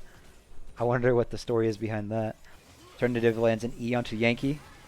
Leona follows up. That was really good engage. E on the Tahm Kench, then ults the backline from Llama. Tree is now down. Samira, uh-oh, he's full style points. But Shen ult comes out to protect Veigar and protect him from dying from the Collector from Wiener Boopin. Chai is now low. Tahm Kench is also going to get low here. Shen taunts the alternative, but alternative stays alive. Yankee is the last man alive, and that is it. Will this be the game here? 2 towers. Tree is up in 6 seconds. Chai is up in 10. BB Llama being very aggressive, taking that tower.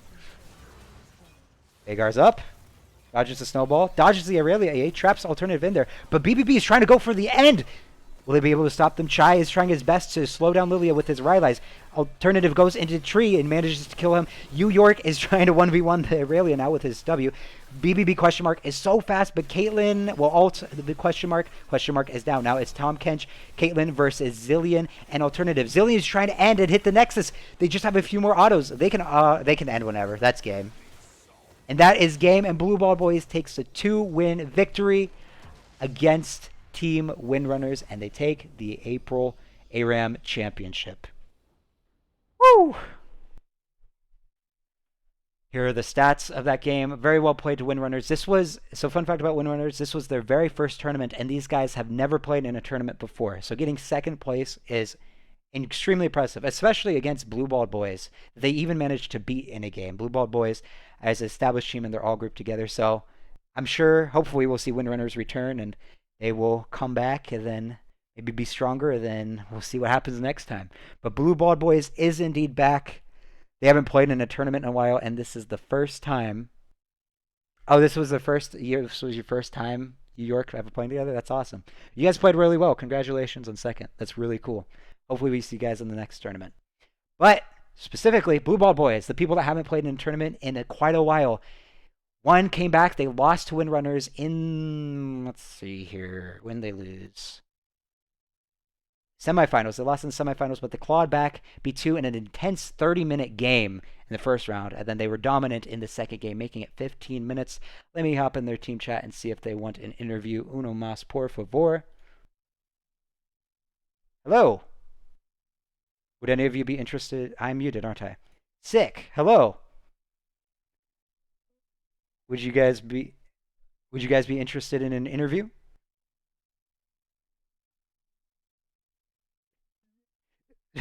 Have the guy that wasn't even here? That would be quite. Oh. Here, I'm just gonna turn on. Okay, the stream can hear you now. So make sure yeah. Watch what you say. So no interview? No one's interested? Oh yeah, no, we got it. Yeah, what's the No. Trado's interview. Trado. Interview Trey. Yeah. Okay, so did you even watch any of the games? Yeah, I watched my boys. You know, they worked really hard. They've been training for this tournament for the last couple hours. Okay. They did really well. They executed. They actually used their brains to put together a really good team comp. All 3 games I watched. So I'm proud of these guys. Wow, you're a great PR person. You need to give him more money, guys. The salary needs to be raised. We'll Give him more money. He's not even paid. Yeah, they're not exactly, which is why he needs more money. Case in point. So you guys, what made you guys play in this tournament? Because this was so random and last minute. Were you guys hoping to play, or you decided last minute? How did you guys we get have involved? cracked ARAM players in our server, and no one plays Summoner's Rift anymore, and so we brought in the big guns. Yeah. The ARAM Warriors. Okay. That's true. Yeah, And was Alternative and Miari are the ARAM gods. I see. You guys certainly played like them today. Here for the ARAM. So I'm curious. I just worked here. You just work here? I just worked here. Okay. I'm curious because I want your opinion, because I always ask the winners this question, and this is your first ARAM tournament. How did you feel about the drafting system? Were you a fan? Were you not a fan? Did you like seeing your opponent's picks? You hated? How did you feel about it? No, I think And be honest, because I'm genuinely taking criticism. I actually liked it. I liked it. I think it was fairly solid. Like, there's still the randomness of it, where you don't know exactly what they'll pick, but you have an idea. Yeah, it was fun. So you're not getting just hard cucked. I Yeah. really like the finals where you run back the enemy team's pool. That was very cool. Okay. That's very cool. Yeah, that was actually kind of fun. Okay, because that's the first time we've ever done the run back final thing before. So I think there should We be should more do of that. that. Like, I don't know if BO2s is an option, but like liked it 'cause I we did. won. Yeah, I think that it was a good system, especially to be like, okay, here's what they picked, and how can we kind of counter, the champs that they might pull from as well. So I actually really enjoyed playing their composition and showing we can beat them with either pool. Because I did feel like in a couple of those drafts we were definitely out randomized. Yep. For example, the first game they beat us, they just had the Coglulu crazy synergy and was kind of challenging. But to show that we can win on both sides, I think also shows just our dominance with those 15 champs. yeah, I've thought about doing a round robin where each opponent plays each other twice, switching comps, but that will be a little hard to coordinate with however many teams we end up getting. But maybe one day. But regardless, were you guys expecting to win ARAM? Because you guys are clearly dominant, the most dominant team in the Summoner's Rift. Were you guys expecting to come back in here and dominate the ARAM tournaments, or was this kind of a surprise since you guys haven't played in the Tournament Kingdom in a while? I came to win. You came I to would win? have been disappointed if we lost. Yes. You would have been We already- disappointed? I would have been disappointed if we lost, yeah. How did you feel about your first loss in the tournament? Were you guys surprised, or were you just thinking, it was Coglulu? I It's too think small. we were got super outdrafted. copium outdrafted, just saying outdrafted, and then yeah, Yep. we just kept our mentals because we blamed the draft, and then we made it through. Listen, it's anything but my fault Yep, true. when I So- lose, you know? Yeah, that's what I say as the tournament host. It's just the player's fault, not mine. Alternative also does have the record for the highest win rate solo ARAM account ever. So Are you serious? I don't. It's not a record, but I was 90% win rate in 50 games. I went Wow. 45-5 on a newly leveled account. It's true. I was there. That's very impressive. So, and that was about our win rate in the tournament today. About 90%. Yep, yep, yep. Don't do the math on that. hmm. I might need to do Four the and math one is after this. 80%. So I don't know. I mean, that's as close as you can get. Yeah. So, in an ideal world, would you guys ever want to do an ARAM tournament where it isn't random and you just draft the Howling Abyss picks? No, that sounds I awful. think it changes the game completely. Yeah. All right, just wanted to double check. What I teams? mean, at that point, you're just running into Coglulu, right? Shit like that. Maybe. Yeah. I don't know. I've never done it before because I agree with you. I rough think it would get answer, really dude. repetitive and really boring. Yeah. Unless it's fearless ARAM draft. That would be interesting. Maybe one day. Which team surprised you the most, and which team do you hope to face next time you play in an ARAM tournament, assuming you play again? BBB surprised me the most. Okay. Yep. I That's it. actually was happy with all their games. They were all competitive. They were all fun. Right Yeah. on. I agree. I do want to play against an Are You Not Amused? I mean, I feel like this is another yeah. staple team in Tournament King, and so I love seeing some of those guys continue to play in tourneys. And so I was kind of bummed we didn't get to play against them here, and was hoping we would have seen them in the match after. I'm down for that, but that's someone I'm looking forward to playing again in next SR tourney or Arena tournament when Arena goes live.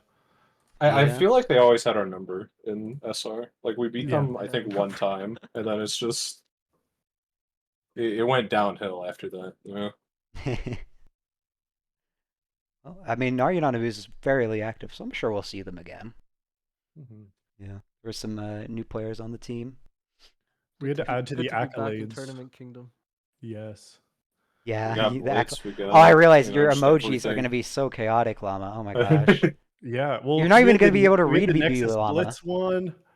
Nexus Blitz win, the Tournament King won for the Battle of Royalty, 3 Summoner's Rift tourneys, and now an ARAM. We just have to get an arena win now to really cap it off. Let's go. Yeah, and speaking of which, that will happen. Assuming they allow custom games, that will happen once Arenas comes out and everything functions properly. So there will be an Arenas tournament, hopefully sometime next month. Wait, can you queue 8 teams as arena? Can you just do that technically? I don't know if you'd get matched up. Oh against each yeah. other. Well, no, I'm pretty sure. Yeah, can no, just you Like get you can. could just I'm fill a pretty full sure. lobby. Yeah, you can like, fill a just full Yeah, like you can lobby. just in fill normal like a queue. lobby. Yeah. Well, assuming that goes live, then yeah, for sure.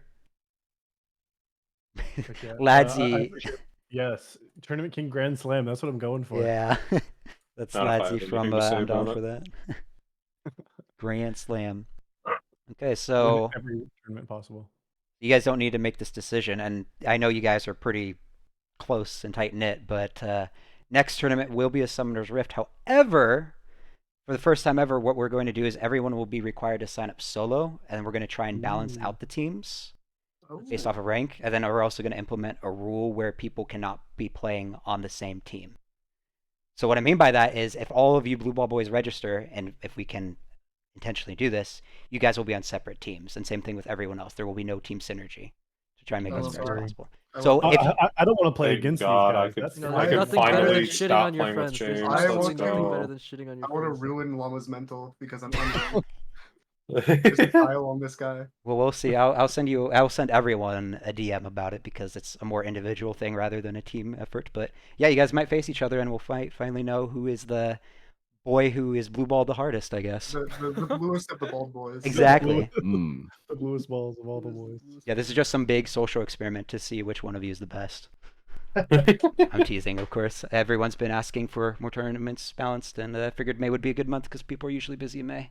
So, we shall see. So yeah, next month, arena tournaments. Hopefully you guys are interested in that, and we'll see about the solo Summoners Rift tournaments. Anything you guys want to say? Anything you want to shout out, or anyone? Fuck Shout out Jason.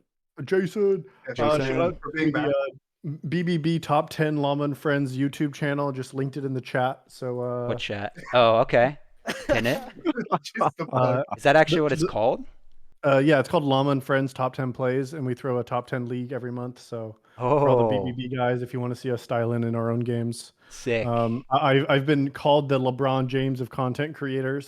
By a Oh, yeah? random on YouTube. No, by Doritos 10. Doritos 10? Yeah, that's Nash. Epic. I can So, believe it. yeah. If you want to see some top 10 plays, there'll be a new one coming out in a few days as well. So you don't want to miss that one. Make sure you ring that bell notification, hit subscribe no. for all the newest uploads of Yes, the sir. BBB content going as strong as ever. I'm excited to see it. It'll be fun. I always wish more people made content in the server. It's always so sad. Myself There might be included. some though. highlights from this today. So we'll see. Oh, dang. Make sure to subscribe if you want to see yourself get wrecked, guys. All right. Anything else you guys want to shout out? Anything else you want to say? Any last words? Wait, what's going? Any last words? Thank you. Thank you. Oh no. Yeah, this is your You're passing final away? tournament. You're getting executed. Oh no. Yeah, I'll just do one of these for you. God bless. Nothing else? God bless. That's it? God bless. Yeah, God God bless. bless Americans. What's up? All right. Thank you so much for participating. And I hope to see you guys in the arenas tournaments or solo tournament. I'll tell you guys later. See you tonight. Thanks, y'all. See ya. Okay. Well, thank you all, the stream, the people for watching. Thank you to all the participants that have participated. Let's go look at the teams real quick. This was 5 teams. You can see everyone that participated. Baulder. Actually, no, wait. I have a better idea. Pull up the challenge link, baby. Whip that out. And finish that because I forgot to update it. Blue Ball Boys wins the first game. Blue Ball Boys wins the second game. Blue Ball Boys is the winner. Take a screenshot to hide the ads. Not the screenshot I wanted. I'll take that one.